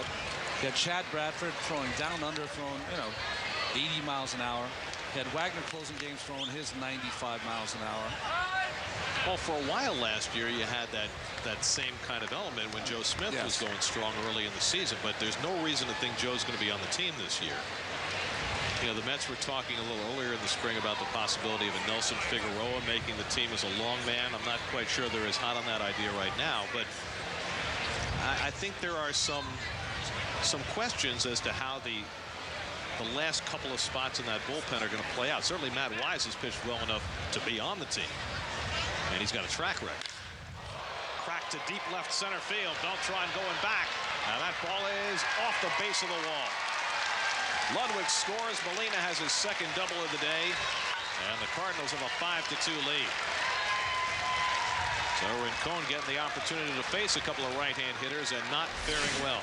Oh, back-to-back doubles by Ludwig and Molina as he covers this ball to left center field. Is Molina becoming another Met killer, as he always seems to? I think he established that with one swing of the bat 2 years ago.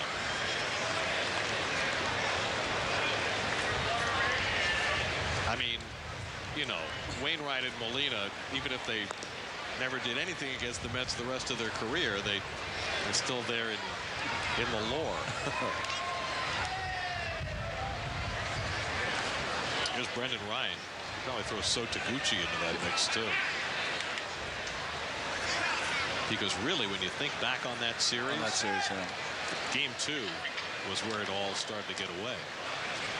When you think of that game too, you also think of a guy who's not in this camp because of the problems he had. Think of Scott Spezio and the role he played with that double off Guillermo Mota. He's in the lore too. Yeah. Beautiful bunt by Ryan, and Wright will have to let it roll, and it does go foul. You can't bunt it any better than that. Probably asked to bunt as a sacrifice, wound up being a bunt for a base hit. And he almost got it. Got it right off the end of the bat. And I think Wright, for a while, thought he was going to make a play on this, but of course, correctly decides not to. And just creeps foul. Looked like for a while there, it wanted to come back into fair territory. But when Ryan got to first base, he looked back and go, "Are you kidding me? No way that ball goes foul." So Tommy Bose gets the credit. Groundskeeper making sure there are no little pebbles there for that ball to hit to go fair. Ryan can't believe it. Ryan already has a double today. Hit one off the top of the wall in left field. Up there again to bunt, and this time gets jammed and fouls it off.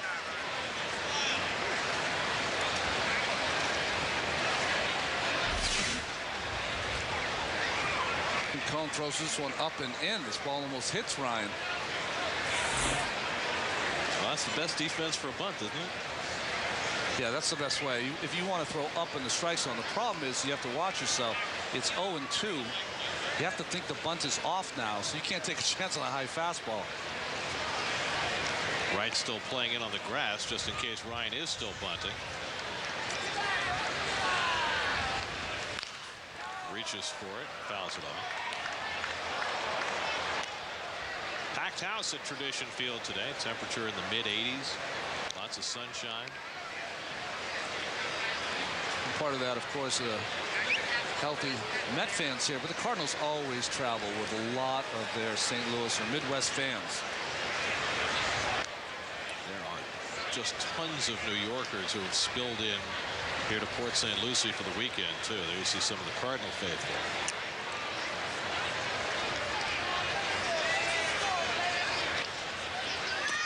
Low and inside. A lot of schools in New York, not the public schools, but a lot of the private schools had their break start Friday.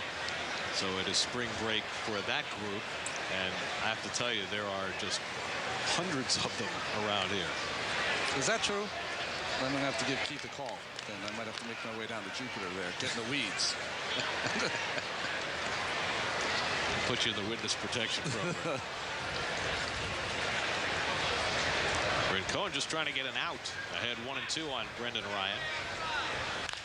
Lined up the middle and a base hit. Molina held up to make sure he wouldn't be caught, so he stops at third. The 3 straight hits by right-hand batters against Rincon, and now the ball gets away on the infield, and Ryan goes to second.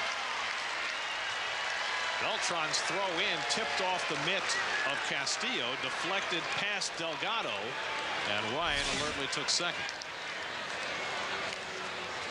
Of course, the throw by Beltran is it's too high for Castillo to handle. A lot of times you'll see infielders, if they can't handle that ball, they'll let that go because that way Delgado wouldn't have to play the tip. And Carlos was in the right place. Yeah. Delgado was in the right place to back that ball up, but once Castillo deflected it, he wasn't. So now Amori Marti will be the pinch hitter for Wainwright. So Wainwright done after 5 innings. Second and third, and still nobody out. They give that error to Beltran, I guess. Right? Yeah, we've seen a few throws in his career with the Mets from Beltran that when he fires it, it tends to be straighter than when he tries to lob it in there, and that one just got a little away from him. Well, you'd have to say that right now, Carlos Beltran is not playing at full speed. He's still trying to ease his way in. You saw it when he was chasing that Ludwig double, and you saw it again on that throw. Marti pops it foul. You said it earlier, the best thing about Beltran right now is that he's out there in the 6th inning.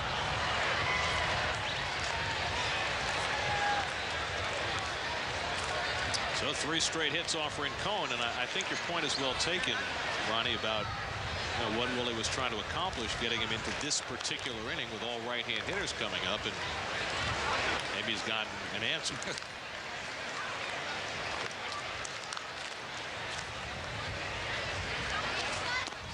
I mean, a left-handed specialist, a guy who comes in to get that one left-hand hitter out, is a great luxury to have on your staff, but it takes away versatility from the way you use your bullpen. They have charged the error to Castillo. Down to third, hits the bag and flattens out and goes down the line. And 2 runs will score. Marti pulls into second with a double. Wright appeared poised to play that ball in the backhand, but it clipped the back of the bag, and there was nothing he could do about it. Well, this is just luck right here, and you're right. Wright would have been able to make that play, fire to first base. Molina on third base was not going to score on that ground ball, but once it hit the bag, of course, 2 in against Rincon and the Mets. So 4 straight hits off Rincon, and 3 runs have scored, and still nobody out.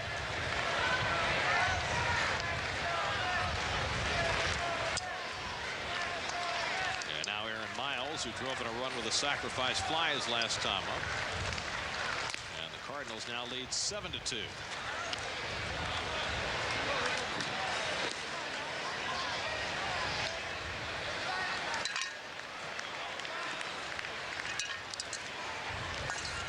Marti with a pincushion double.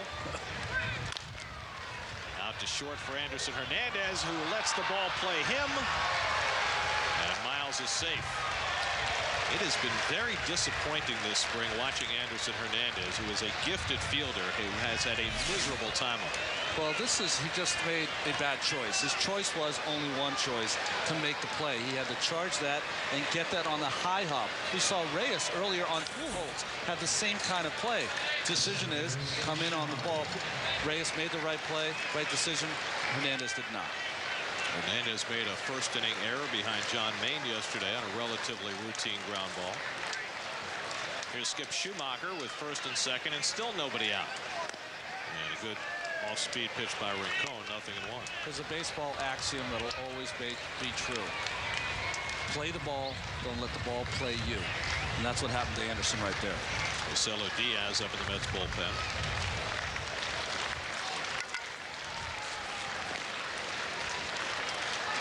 I'll tell you who had problems with that earlier in his career, not shortstop, but at third base, was David Wright, where he would get caught in between on balls like that, and inevitably he'd back off, and often it would cost him the play. And he's really learned, through great numbers of repetitions, when to come in and when to retreat. And as you say, most of the time the right answer is to attack. On the outside corner. And so Rincon finally registers his first out. A good fastball here by Ricardo Rincon, right on the corner. Nice job by Casanova, the catcher, catching that ball right on the corner. So Rincon faces 5 right-hand hitters, doesn't get an out, finally faces the lefty and does what Willie Randolph knows he can do, and that is get the lefty out. And so Rincon is done, and Joselo Diaz, the right-hander, will come on and replace him.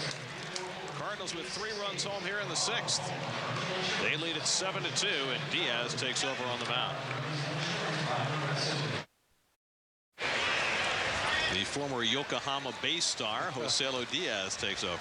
45 games of the Yokohama team, and Diaz, who was signed by the Dodgers, played with the Mets, traded by the Mets, ended up in Kansas City, where he got his only big league time, and now back here trying to make the Mets ball club. Brian Barton with first and second and 1 out. 1 for 3 on the afternoon. The Mets got Diaz back in 03 in the same deal that netted them Victor Diaz. In the deal where they traded Jeremy Burnitz to the Dodgers. And Diaz pitched in Double-A for the Mets with Binghamton back in 04. And he's kicked around quite a bit since then. In fact, he was a throw-in to the Devil Rays in the Kazmir for Zambrano trade. And he was claimed on waivers by the Indians, went to the Texas organization, finally to Kansas City, where, as you mentioned, he had that brief big league time, and then last year spent the whole year in Japan. And now has bounced back to the Mets. It's amazing how often that kind of thing happens. I mean, think about, as the check swing is a strike, think about Andy Chavez, who began with the Mets and wound up coming back. Think about Angel Pagan, who came on back. Sometimes things come full circle for you. Well, what do you covet? You covet what you know. And that's what happens. I mean, Brian Schneider's on this team because Omar Minaya knows him with Montreal and knows what he can do. That's why you make those kind of trades.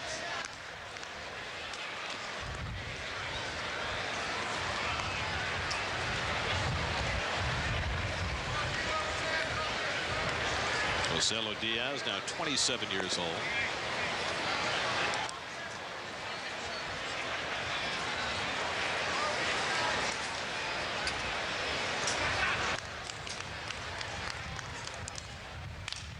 Broken bat up the middle, and Barton has his second hit of the day.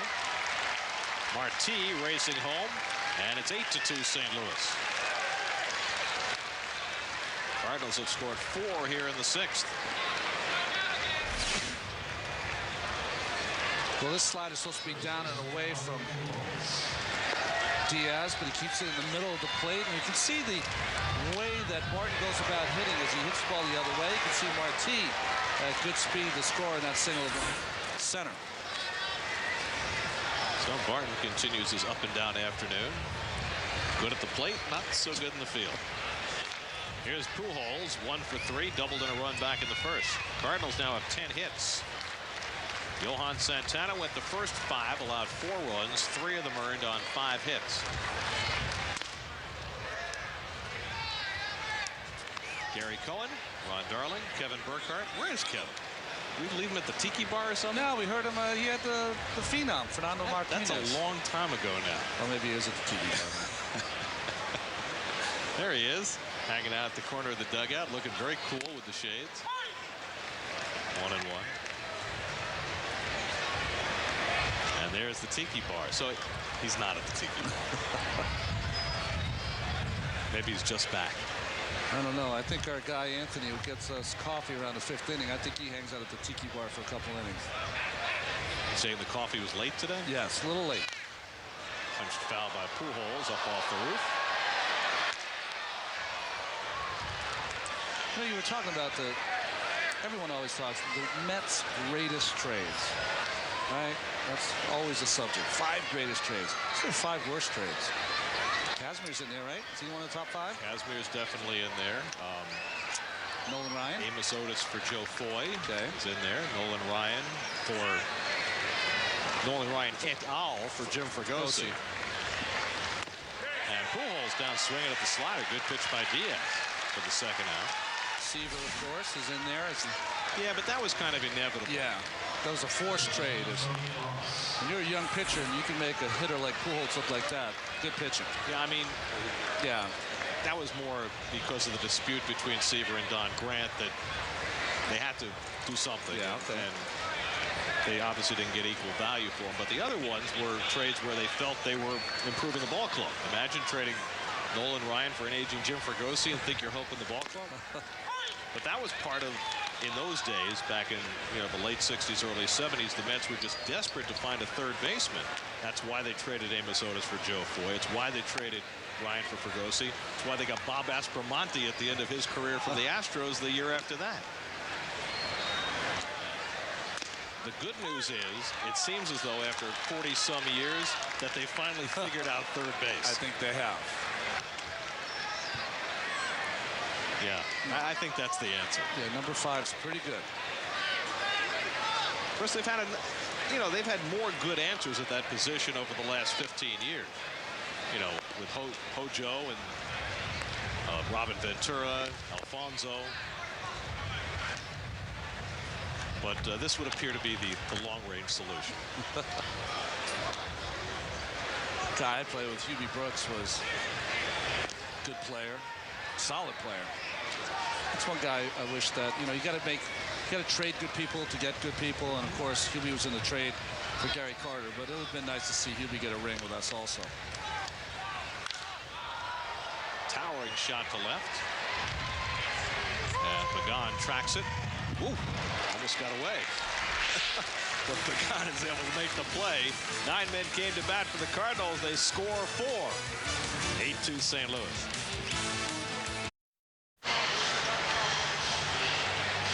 Geico Sports Night on SNY, the place for the latest New York sports news and all the latest on your New York sports teams. 6 p.m., 10 p.m., and 1 a.m. every night, only on SNY. Changes for the Cardinals. Josh Phelps takes over at first base. D'Angelo Jimenez now at third. Joe Mather, who's had a really good camp, in left field. And on the pitch is Brad Thompson. Well, Brad Thompson showed a lot of versatility for Tony La Russa and Dave Duncan last year. 27 relief appearances, 17 starts.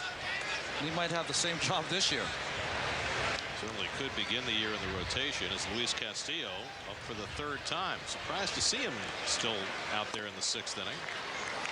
In his first appearance of the spring, coming off double knee surgery. Figured maybe he'd play 3 or 4 innings. Yeah, which makes you feel that he probably was healthy 3 or 4 days ago, and they decided to just be very conservative, give him a couple extra days. Well, it was certainly a spectacular outing for Adam Wainwright today. And for a Cardinal pitching staff that has a lot of questions in their rotation, he's a guy who appears to be not a question at all. Castillo slaps it foul. I mean, they've got Wainwright and they've got Braden Looper, and then they've got nothing but questions. Their ace, Chris Carpenter, will be out until at least August. Mark Mulder will be out at least until May. Mac Clement, who had shoulder surgery last year, probably won't be ready for the start of the season. Joel Pinheiro now has a shoulder problem, and he may not be ready to go.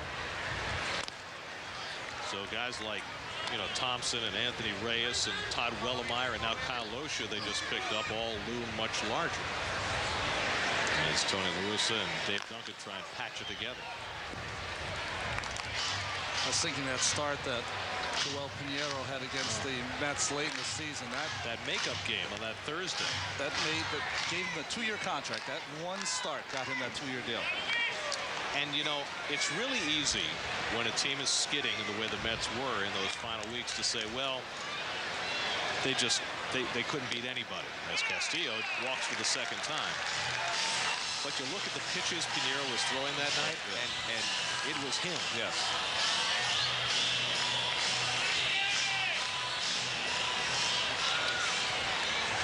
Looks like Castillo may be exiting for a pinch runner. Or maybe not. No, they are. I thought maybe he was arguing. So Argenis Reyes will come on. Reyes, the other Reyes, has gotten a lot of playing time this spring. So a nice return to action for Castillo. Gets up on a couple of times with walks.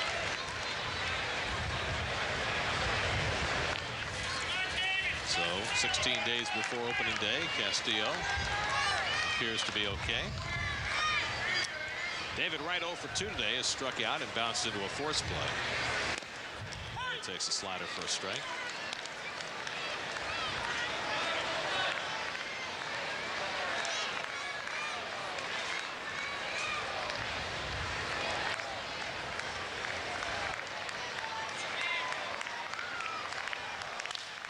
Double play ball down to third. Jimenez to Miles and on to Phelps. 5-4-3, 2 out.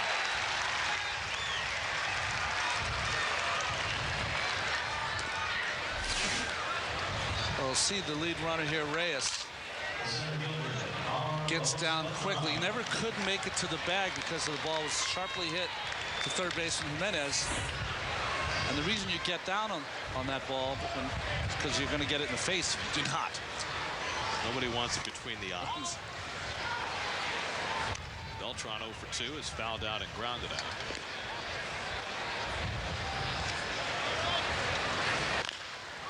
Chop foul.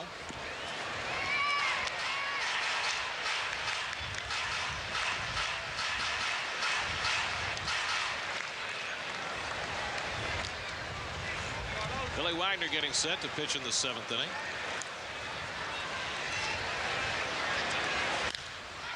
Popped up.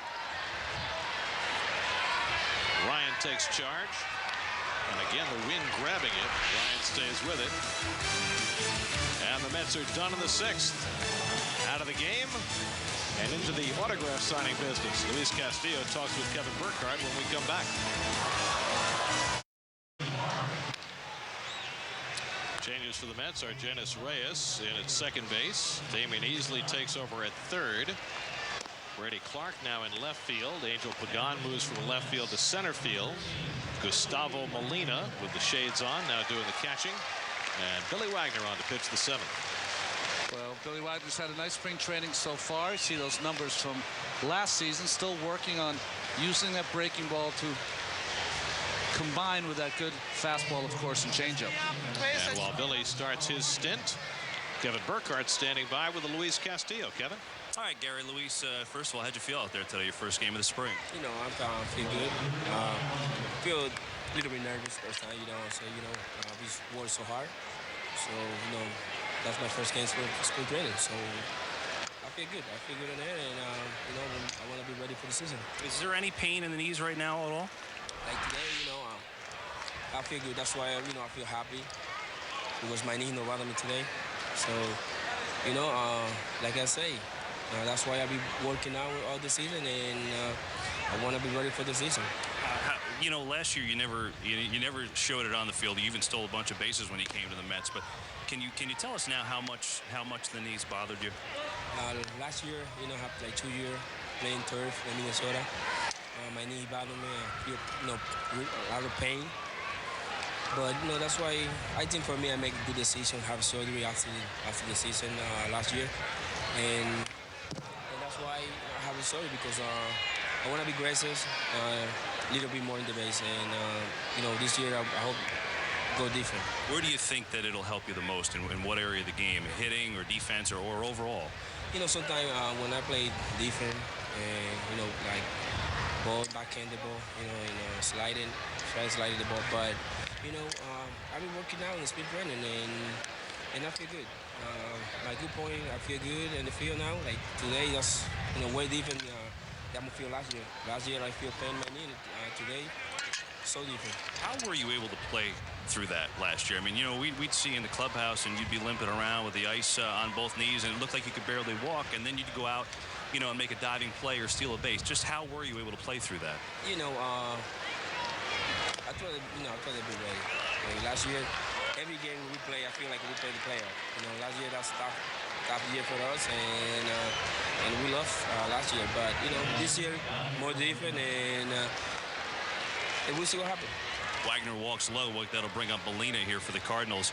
Have you talked to Carlos Beltran at all? And have you guys shared stories? I know Carlos had the same knee surgery as you. Have you guys talked at all? Yeah, you know, me and Carlos, we work together. We work together here, and I think we're doing good. You know, I think Carlos feel pretty good too, and I feel pretty good. You know, we work so hard for this season. We don't have any problem. First of all, and you know, let me ask you to change gears a little bit better. How about being out there behind Santana today? You know, you guys were teammates in Minnesota, and I'm sure you're excited when you heard about the news. What was that like to be out there with him pitching today? You know, I feel great. You know, Santana, he's a great pitcher. Everything happened today. That's we don't think about this. You know, so, and we know what Santana had to do, and he know how to pitch. And this year, you know, you see a lot of games when Santana win, and we wanna be ready for Santana. What did you tell him about coming to New York? You got a chance to play here for half a year last year and experience, you know, playing in the city and the teammates and everything like that. What was your advice to him when the trade was made? That's the same baseball. You know, we play baseball. We don't have to change anything and be Santana. You know, he's the same pitcher he are, and I believe he's doing a good job. Luis, good to see you out there. Glad you're pain-free. Thank you. Guys, Luis Castillo played 6 innings, maybe a lot longer than anyone thought, but certainly you can see he's pretty encouraged, and you can only imagine after what he did last year on the knees that really hurt him, what he'll do this year on knees that feel good. And you know, Kevin, a lot of people, when the Mets re-signed Castillo for 4 years, said, now wait a second, why are they doing that with a guy who is who's damaged goods. And I think you got the answer when you asked him the question about how he played through it last year. He was a guy who was clearly in great pain every day, and he had said, hey, I was there for 2 months. Every game was like the playoffs. That's the way he approaches the game. And the fact that he's healthy now, you assume that he's going to be able to do more for you. But I think it's Castillo's attitude as much as anything else of being that kind of gamer that leads you to maybe give him that extra year in a contract. Yeah, he's played on winning teams. He's a winning type of ball player. You look at lineups, you can't have all-stars at every lineup. You need people that are going to do the small little things that help you win. Castillo is that kind of player. And also, you have to give him a lot of credit this winter, because baseball players, when they're coming to New York or thinking of coming to New York, they call people they know and say, hey, what's it like playing in that city? And Molina goes down swinging. Slider by Wagner gets him for the first out. Nice sales job by Luis Castillo. Yep. Good breaking pitch right there by Billy Wagner. Completely fooling Molina. So 1 out and 1 on. Now Brendan Ryan, who's had himself quite a day, doubled off the top of the fence in the 4th, singled in the 6th. Guys, if I could just add one more thing to that too. You heard him talking about he and Carlos Beltran kind of working together a little bit. They went through the same exact procedure. Just when you looked at Beltran too, and you kind of see it there, Castillo's kind of calm. He's very confident now that he feels better. Beltran all camp. And even though he's just getting into form now, you could just kind of, I don't know if relief is the right word, but just you could almost see it in his face. He feels like things are going to be a lot easier for him this year, and I think you can't really appreciate that. We got a chance to see, especially Castillo, limping around the clubhouse last year, and it was amazing to me that he went out and played the way he did. So I think these two guys probably were a lot more hurt than they would let on, and maybe they'll actually allow. You heard Castillo tell you, but maybe they'll let on a little bit now, just how much pain they actually played through.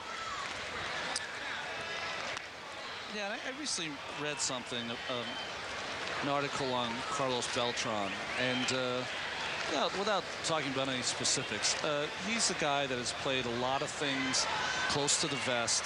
He's kept it inside, and I think this is what you have right now. You have a talented, happy ball player, and that's an important thing. Really is. And I think you're absolutely right. And you're talking about baseball things and non-baseball things. He and his wife are parents for the first time. I think that has a huge impact on Beltran and the way he sees the world right now. Wagner behind 3-0 on Ryan, and he throws a fastball for a strike. I mean, it's amazing sometimes for anybody, but particularly for an athlete, fatherhood changes everything.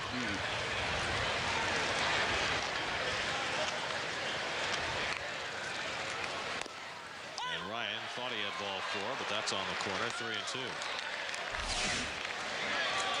Good fastball by Wagner. Good job by Molina, the other Molina, of framing that pitch on the outside corner. And you watch the catchers, and these young catchers and veteran catchers frame those pitches. It doesn't come out of nowhere. It doesn't come out of thin air. I was watching Bobby Natal work with the catchers today. They have a machine, and all he was doing was having the catchers sit on the outside corner and showing them how to frame the pitch in the correct way. These are guys 18, 19, 20 years old. How to frame it so you get the better chance of inducing the umpire to call it a strike. And those are the little things that no one sees, so they just don't come up like that. Toward the hole, nice stop by Hernandez. Gets the force at second. That was a pretty play by Anderson Hernandez for the second out. Nice job by Anderson. This time, he does the right thing. Comes in, charges it, makes a nice play off balance. And that's the Hernandez I think we know. Sometimes the plays where you just don't have time to think work better than the ones where you have to wait and decide what you're going to do.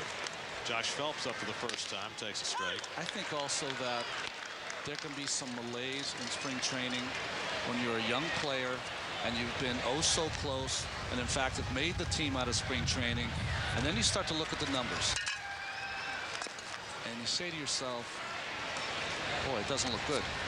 And I think that you can get that old phrase, dauber down. You can get your dauber down sometimes when you come to a spring training and you don't see much of a chance for you to make the ball club. Well, let me ask you this as far as Anderson Hernandez specifically is concerned. he has worked so hard on his hitting, and he's actually hit the ball well this spring. Could it be that maybe he has spent not as much time on the better part of his game, his defense? I think that can definitely happen because, you know, he spends endless hours in the cage, you know, trying to make himself into a major league hitter. He's proven he can do it in AAA, 300 last year. But, you know, his bread and butter is his fielding. He's an amazingly talented, athletic fielder. Well, he showed that playing second base those first couple of weeks in '06 before he got hurt. Jose Valentin wound up winning the job because, you know, when he went down, he was blowing people away with his defense. Well, you know, there probably happened in the 80s. You had a lot of talented pitchers that would win a lot of games in AA and AAA, and they'd look at the staffs in the 80s and go, and no shot. Now he's looking at a team with their second baseman signed for 4 years. The shortstop could be an MVP type player. Where do I fit? Runner goes and Phelps fouls it off. Well, now you have guys like Ruben Gotay who can do a little bit more with the bat, who seem to have passed him by. Gotay, by the way, still on the shelf with the ankle injury, and you don't know if he's going to be ready by opening day. Ryan runs, and Phelps down swinging at the fastball. So Wagner with a couple of punch-outs after issuing a leadoff walk. Seventh inning stretch time in Port St. Lucie. Cardinals up 8-2. Visit SNY.TV for a blog network covering all your New York sports teams. Blogs dedicated to delivering insight and coverage like never before. Log on to SNY.TV today. Blog Network. That's Colby Rasmus playing center field now for the Cardinals as Carlos Delgado takes wide. And Mark Johnson is now doing the catching for St. Louis.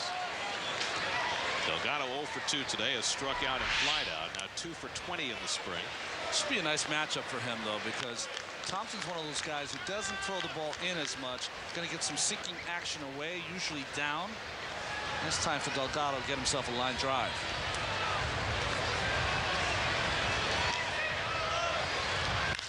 And it's hit the other way and well. Back goes Mather looking up, and it's out of here. Carlos Delgado with his first home run of the spring.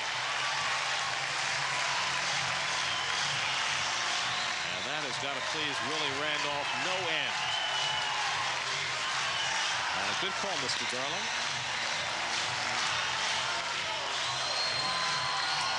Good job by Howard Johnson. You know what's good to see there, though? It's a nice line drive.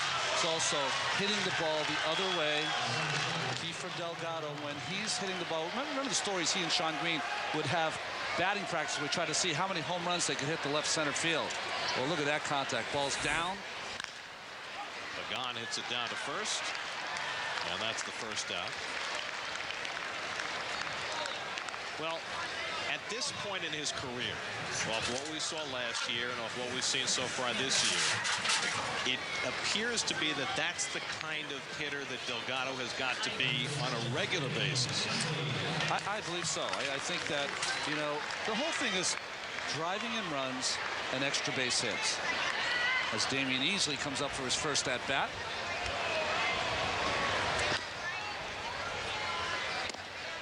So maybe Carlos is not going to hit 45 home runs, but maybe he's going to be a guy who hits 28 and hits 45 doubles and drives in 110, 115.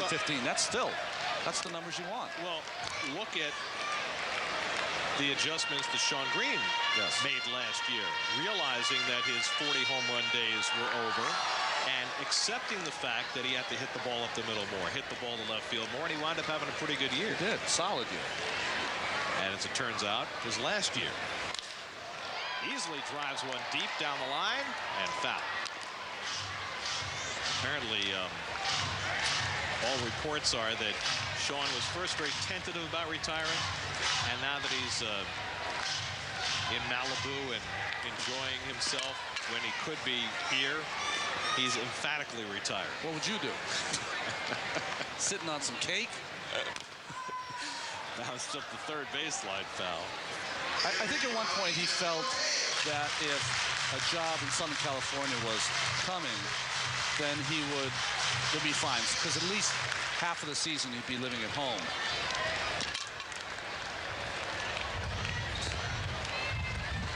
That was Mr. Glavin's play.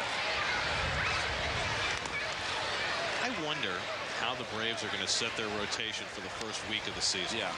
Do you think that Glavin will match up against the Mets that first weekend in Atlanta? Now, there are a couple of arguments to be made in both directions on that. Eventually, Glavin's going to have to face the Mets sometime. As Easley breaks his bat, Ryan charges, and there are 2 away.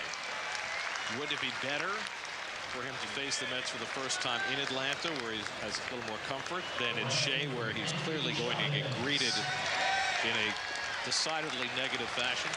I think that if you're the manager, you can't protect him that way. I think what you have to do in that team, you got to sandwich him in between the 2 righties.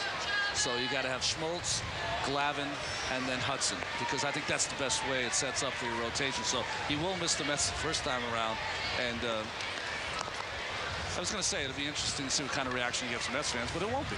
Oh, there's no question how it goes down. And to be honest, from a Mets fan's perspective, it has less to do with how he pitched the last game of the season and more to do with his words afterwards. Now, regardless of how he meant it, as Cliff Polite is up in the bullpen for the Cardinals, regardless of how Tommy meant it, and, you know, if you take everything he said and analyze it, he's right, of course.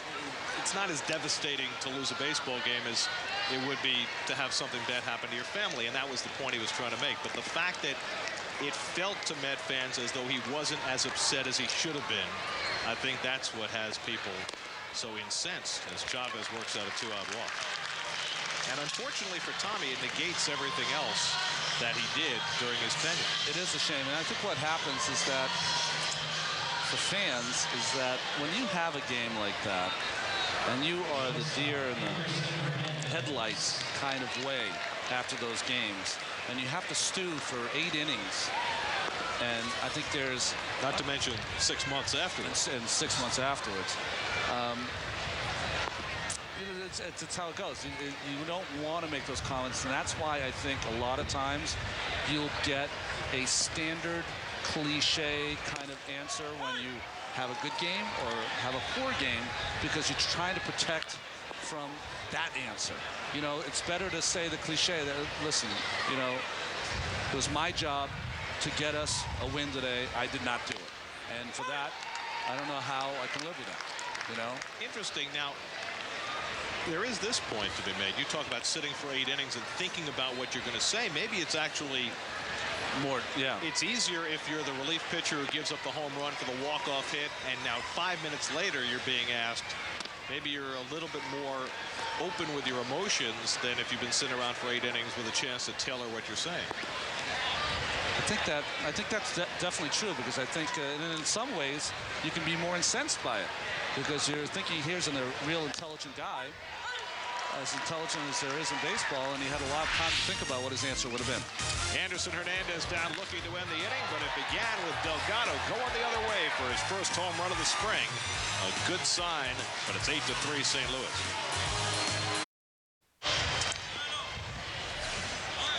New York sports debate, opinion, and insider information. It can all be found right here. Daily News Live, presented by Citi. Weekdays at 5 with encores at 11 p.m. and 1:30 a.m. if you're up late. Only on SNY. Changes for the Mets. Olmedo Signs comes in to play first base. Caleb Stewart is now in right field. And Joe Smith on the mound, facing the Cardinals in the top of the 8th. You see Smith's numbers from last year, but watching relief pitchers trying to make the ball club in spring training reminds me of that carnival game where you sit in that seat and you have that water pistol and you got to shoot in the clown's mouth, and he kind of moves up the more you hit the... That's the jockeying for position as we go here, these relievers, as it gets later in camp. That's a wonderful metaphor.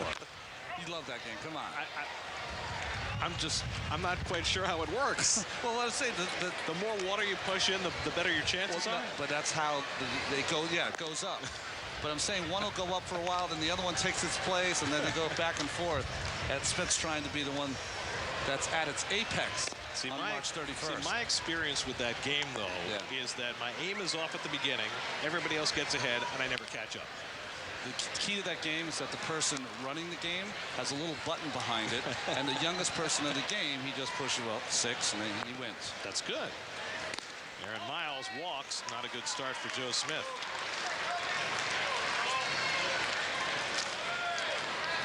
You watch Joe now, and you compare what you saw from Joe last spring, and you wonder where that guy is.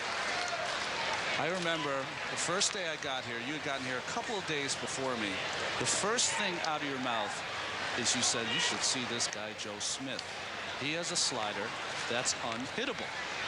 I'll never forget the intra-squad game the Mets played last year before they ever played an exhibition game. Lastings Millage was at the plate, and Joe threw a slider that looked like it was going to hit Millage in the rear end, and it took a sharp turn and broke over the plate, and everybody just their jaws dropped. It was, and he did the same later in spring training to Manny Ramirez. Where is that? Well, confidence is a very fleeting thing in this game. Colby Rasmus up for the first time, 2-1. And I think once you get that first jolt of zapping some of your confidence, and you're 6'2", and all of a sudden you're 6'1", because you're not standing up as straight and your shoulders aren't as broad and square. Toward the hole, and a base hit for Rasmus, and the Cardinals have the first 2 men on. You can just see it. It's a thing that you don't know how to describe it, but you know it when you see it. Joe Mather stepping in for his first at bat. So if you're a pitching coach, if you're a manager, what do you do? How do you take a guy and restore that confidence? Is the answer to send him to the low minors to regain that? Well, sometimes you can do that. I think that judging by how he took his demotion to AAA last year, that didn't really work out for Joe. So sending him to the low minors, I think, would really be a jolt of his confidence. And I think as a manager or a pitching coach, you got to know your individuals. I think that a guy like Joe Smith might need a hug more than he need a kick. There's a man on the field today, Tony La Russa, in '92. I started the season 1 or 2 or 1 and 3. We're not pitching well. I'm at an early batting practice, and he comes out to center field to talk to me. He says, "Hey, Ronnie, how you feeling?" I said, "I feel fine. I'll turn around." He goes, "Was anything happening off the field?" And there was something happening off the field. I said, "Yeah." I described it to him. He goes, "Well, as a human being, I really care for you. But as a manager, you got to start winning some games. I mean, come on." And I'll tell you, that was a swift kick that I needed. And a good pitch by Smith to strike out Mather for the first out. 1 away. Well, Johan Santana started today, went the first 5 innings. Kevin Burkhardt reports on Johan's meeting with the press. Kevin? You know, Gary, just listening to him talk, you really get the feel that he's exactly where he wants to be right now. And he said, overall, look, I felt good. A couple pitches I'd like to have back. Maybe a couple pitches not as sharp as I'd like them to be. But overall, he's in a really good place right now. And that's the message that was conveyed to the media. The other thing, the other part of the discussion was about Pedro Martinez. He says, you know what, I'm really excited to watch him pitch tomorrow. He said, we've talked, and mostly Pedro has yelled things at me about how to approach guys and what to do and how to handle certain guys. So, guys, I guess tomorrow Santana gets a chance to do the yelling back. Well, especially with the Tigers in town, because Santana will have more knowledge about the team at hand. Now, that being said about Joe Smith, you can go through all this period, and then all of a sudden you can make one pitch, and it clicks. Snaps back and in. you go, boy, I'm back. It really can happen that quickly sometimes, and Mets fans and everyone hoping it happens for Joe. D'Angelo Jimenez up for the first time. 2 on and 1 out. And Jimenez fouls it straight down, and Joe's getting a little good sink going right now. Looks like he took a little bit off that fastball, too. I guess maybe they're having him change speeds or work on his changeup. Well, remember last year in spring training, he was throwing that sinker 90, 91. That one was 86. Sometimes you can work on, and this is not for everybody. I just, I wasn't talented enough to be a 4-pitch pitcher. I just couldn't come up with 4. But I think that sometimes you can work on so many pitches and want to locate all those pitches that sometimes you lose the pitch. And that's the pitch you need to locate, and that's his fastball for him. Slider missed badly, and it's 2-2. You wonder also, I mean, there was so much to see last spring from Joe. It was impossible for them not to take him north because he knocked your eyes out. But you look at a guy who spent less than half a season in the minor leagues before he won that promotion last spring, and you can't help but think that when times got tough, he didn't have that minor league adversity to fall back on that most guys have. 3-2 to Jimenez with 1 out. Runners do not go, and it's ball 4, and the bases are loaded. Well, it's a great point, Gary. And the point being is that you see the numbers last season of Joe Smith, the tale of 2 seasons for Joe. The reason you get minor league innings is not that you're trying to keep a player down in the minor leagues before he gets to the big leagues, but you have to learn things that facing adversity. If you lose 2 in a row, how not to lose 3 in a row. If you've won 3 in a row, how to win 5 in a row. All these kind of things that you learn down in the bush leagues, as they call them. Gabe Johnson pinch hitting, swings and misses. Because it's impossible to learn them in the big leagues, because down in the minor leagues, when you have a setback, it's a little setback. When you have it in the big leagues, it's for all the world to see, and that's what makes it tough. Johnson pounds one into the ground. 0-2. Guys that go to minor leagues for a couple of years, they learn how to pay their own rent, get their own places. Maybe you have to room with a person, means you have to interact. You're just coming out of college, so you're meeting people that might be 4, 5, 6 years older than you on the way down. You go against guys who want to take your position and won't tell you. I mean, it's amazing, AA and AAA. Broken back grounder. In comes easily. His only play is to first. Well, that time Smith made too good a pitch. Rather than a double play ball, he gets the soft grounder to third as a run comes in to make it 9-2. 9-3, excuse me. Good sinker down and in. That's the pitch you want to see from Joe Smith. And I think the key is that, yes, he's given up a run on a couple of walks and a base hit. But you want to see hitters. You want to see him breaking bats. You want hitters totally fooled. That's the kind of things you want to see from Joe. Now Ryan Ludwig, who's played the whole game in right field. A double and a walk, 1 for 3.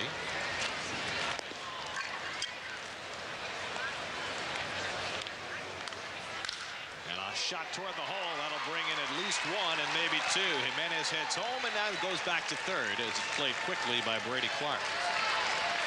So Ludwig has his second hit. Drives in a run to make it 10-3. So this fastball, unlike the one before, catches a lot of the plate and up in the strike zone. See the runner at second base as Brady Clark comes up with that ball. Has the wait in line drive, now proceeds, and he gets a stop sign here from Jose Oquendo. That's a 10-3 stop sign right there. No sense having a collision at the plate, right? Right. Now Mark Johnson fouls it back. Here's something to look at, guys, at home.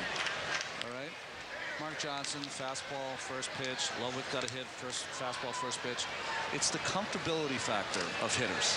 And when they look like they're just sitting in a rocking chair taking swings, it's not a good thing. That went on his hands, and it's 0-2.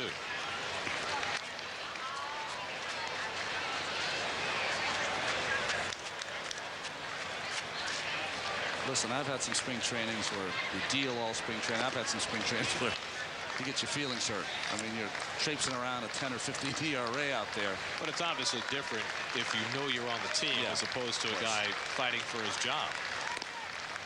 And in the case of, Joe Smith fighting to stay where he's already been. Yeah. I have to think that it's harder for a guy who's had the taste to handle going back down than the guy who hasn't made it yet. There's a slider fouled off. I completely agree with you. It's once you have that big league meal money, hanging out in those great hotels, beautiful meals, the whole thing. It's just, you know, the difference between playing AAA ball and playing up here is I can't even point out how big that chasm is. And the slider in for a call third strike. So Mark Johnson down looking. Second strikeout for Joe Smith. But the Cardinals add 2 more and lead at 10-3. Cliff Polite comes on to pitch the bottom of the 8th for the Cardinals. Well, he's a guy that thought early in his career he had a chance to be a real strong starter. He's suffered from some surgeries. 2006, of course, had his arm operated on. So he's really been hindered just by the injury bug for Cliff Polite. Even as recently as 05 with the White Sox, their World Series year, he was huge for them out of the bullpen. Pitched in 68 games to a 2.0 ERA. But he's been kind of lost because of shoulder surgery ever since. Brady Clark will lead off for the Mets as we go to the bottom of the 8th. Clark up for the first time. Has gotten a lot of playing time this spring. Aaron Howman getting ready to pitch the 9th inning. And Polite dents the outside corner. Brady Clark, now 34 years old, had that one great year in Milwaukee 3 years ago. Last year spent with the Dodgers and the Padres, and now fighting for a big league job. Lifted foul. Brady has 12 career at-bats as a Met and a .417 lifetime batting average as a Met. So if he makes the team, he'll put that in jeopardy. Well, I will say something about Brady Clark, which I really like. He's a, you hate to say he's a self-made player because you got to have talent to play at this level, but hard worker. He's made himself into a big league player.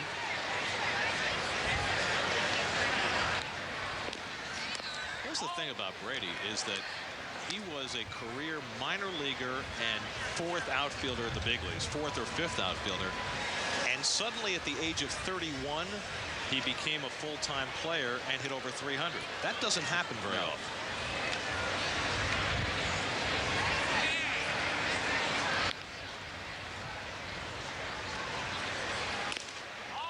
Checks his swing, and he stopped it in time. Sometimes it's not always if you can play. It's if something opens up and you get a shot. And you get to put your foot in the door, which happened for him in Milwaukee, leading off for that ball club. That real good offensive ball club. I think Bill Hall had a big year that year also. Remember, they had Pasednik, and they traded him away. Worked out well for Pasednik. He went to the White Sox, and it worked out great for Clark. It's on the ground to Miles, and that's the first out. Let's check in with Kevin Burkhardt. Kevin?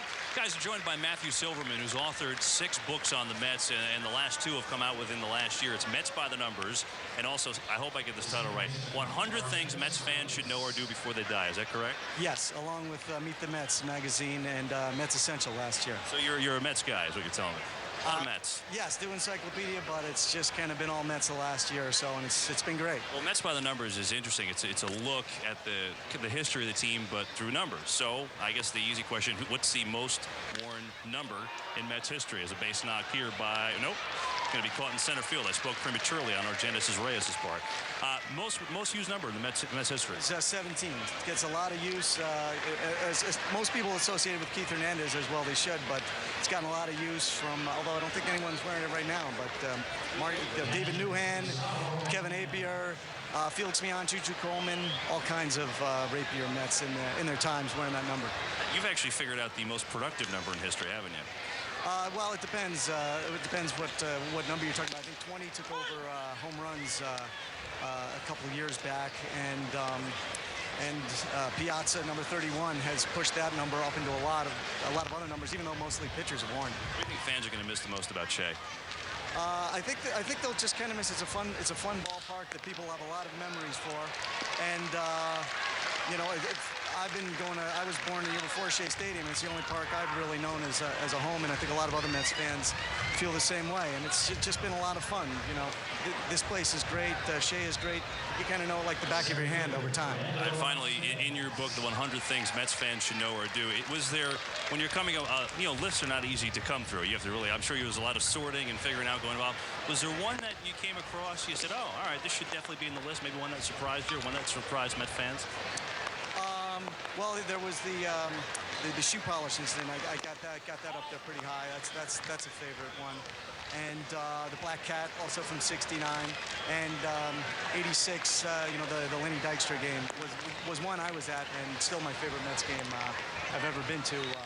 With a dramatic ending, you know, looking through the stands from the back row in the mezzanine, and looking at Kevin Bass. When he looked down, I looked up, and still gives me tingles even on a hot day.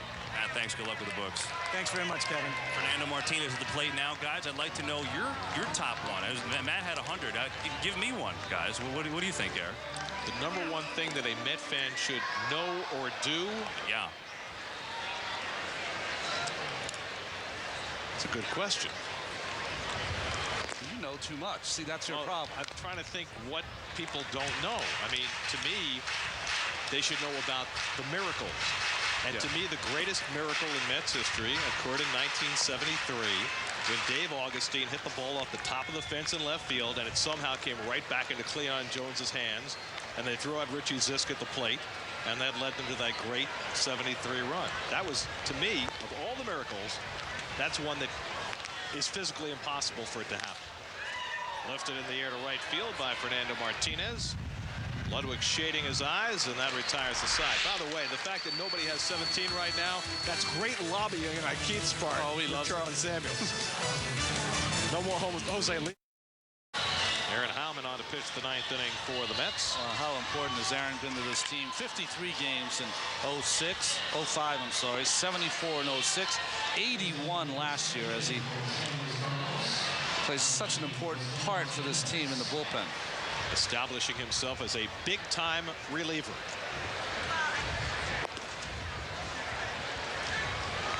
We have a number 90. A number 90 sighting? David Freese, Springfield, USA. That's outstanding, guys. What, there are only 17 Springfields in this country. Oh, that's very funny. That must be the one the Simpsons are from. Exactly. All right, now I got to search out where the heck he's actually from. David Freese, no relation to Gene Freese or Mr. Freeze from the Batman series. Up the middle, and David Freese is now frozen at first base. Springfield. No, he's from Corpus Christi, Texas. He played in Springfield. There you go. Nice job. Very nice. A catcher at South Alabama. Who played at South Alabama? Juan Pierre? Oh, yeah, he did. You're right.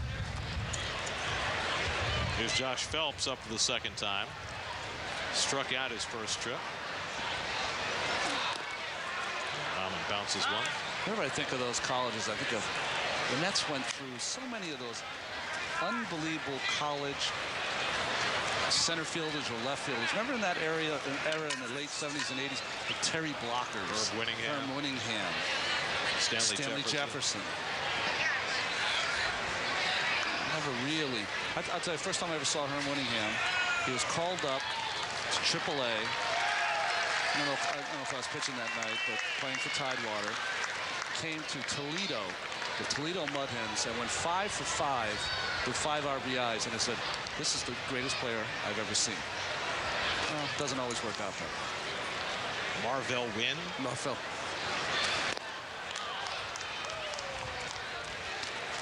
Now wait a second. On deck for the Cardinals is number 90. And his jersey says Freeze, which leads me to believe that the guy at first base is not David Freese. Spring training. It's just a ball of confusion. David Freese will take that knock, though, I'll tell you that. 90. Didn't you, Keith, do a game, extra inning game in Vero Beach a couple of years ago where you had a number 90 pitching and a number 90 warming up, something like that? We probably didn't know who either one of them was. So here we go again. So somebody's on first base, and it's not David Freese, and it's not Josh Phelps either, because he is struck out for the second time. Good changeup by Howman gets him, and that's the first out. Well, There was only one Darling, so nobody ever got confused about that. Now, Mr. Silverman did Mets by the numbers. How many entries do you have? I have 3 entries, by the way. 44 was the first number given to me. 12, which I wore most of my career. And then at the world's darkest moment, when I couldn't get anybody out, as a double play ends this inning, I switched to 15 for good luck. How'd it work? Got me out of the Mets in about a year. We go to the bottom of the 9th. Mets down by 7.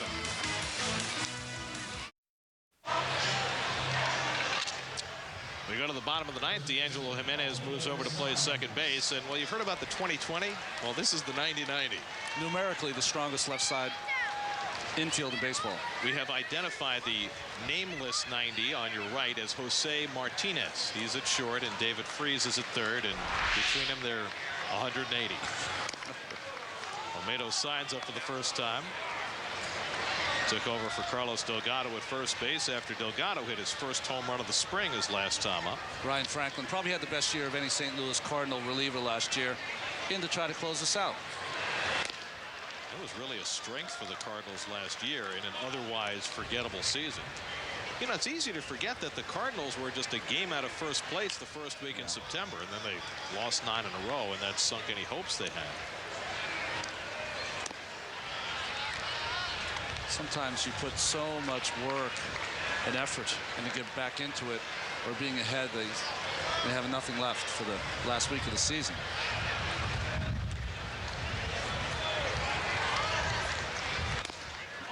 Well, tomorrow's going to be a big day here in Port St. Lucie. Monday is St. Patrick's Day, but tomorrow it's St. Pedro's Day. That's right. How about that, back to back? Best job in baseball. I get to talk about Santana one day and Martinez.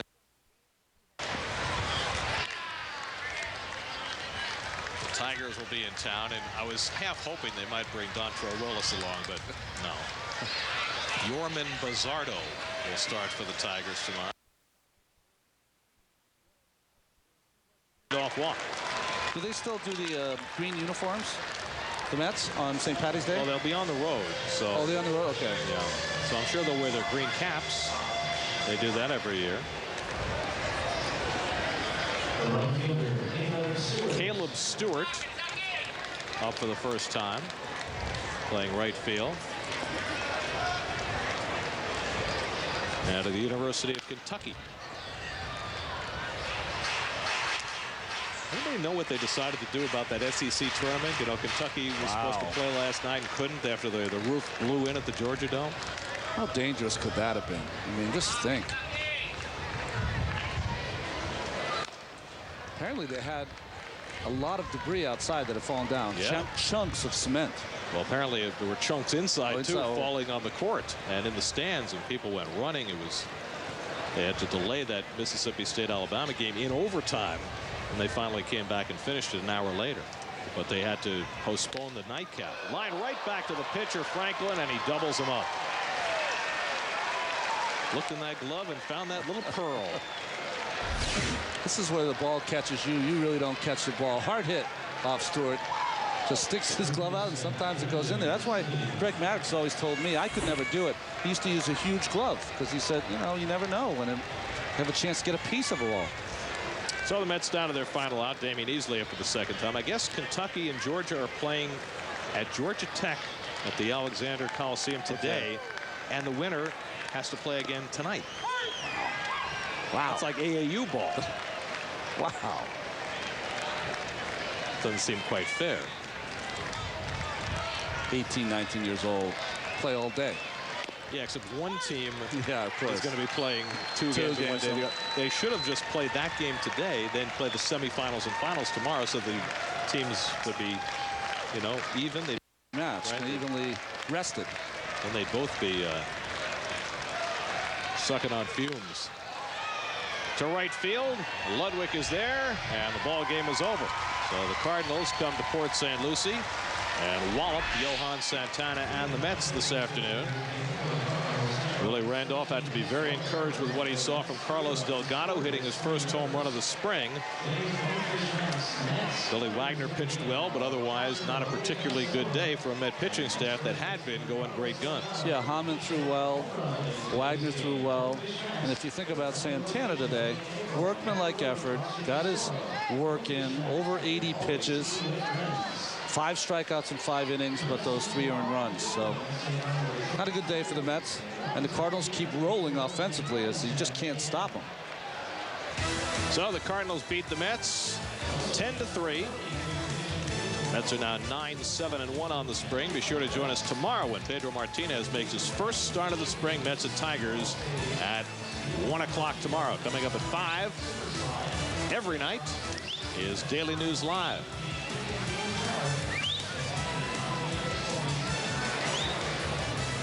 Johan Santana making his 4th start of the spring today. Had some terrific moments. He struck out 5 in 5 innings. But the Cardinals able to pound Santana for 4 runs and 5 hits. Carlos Delgado providing the brightest moment for the Mets with an opposite field home run on a sunny, hot day in Port St. Lucie. Now for Ron Darling, Kevin Burkhardt, and our entire SNY crew, I'm Gary Cohen saying so long from Port St. Lucie. We'll see you right back out there tomorrow afternoon.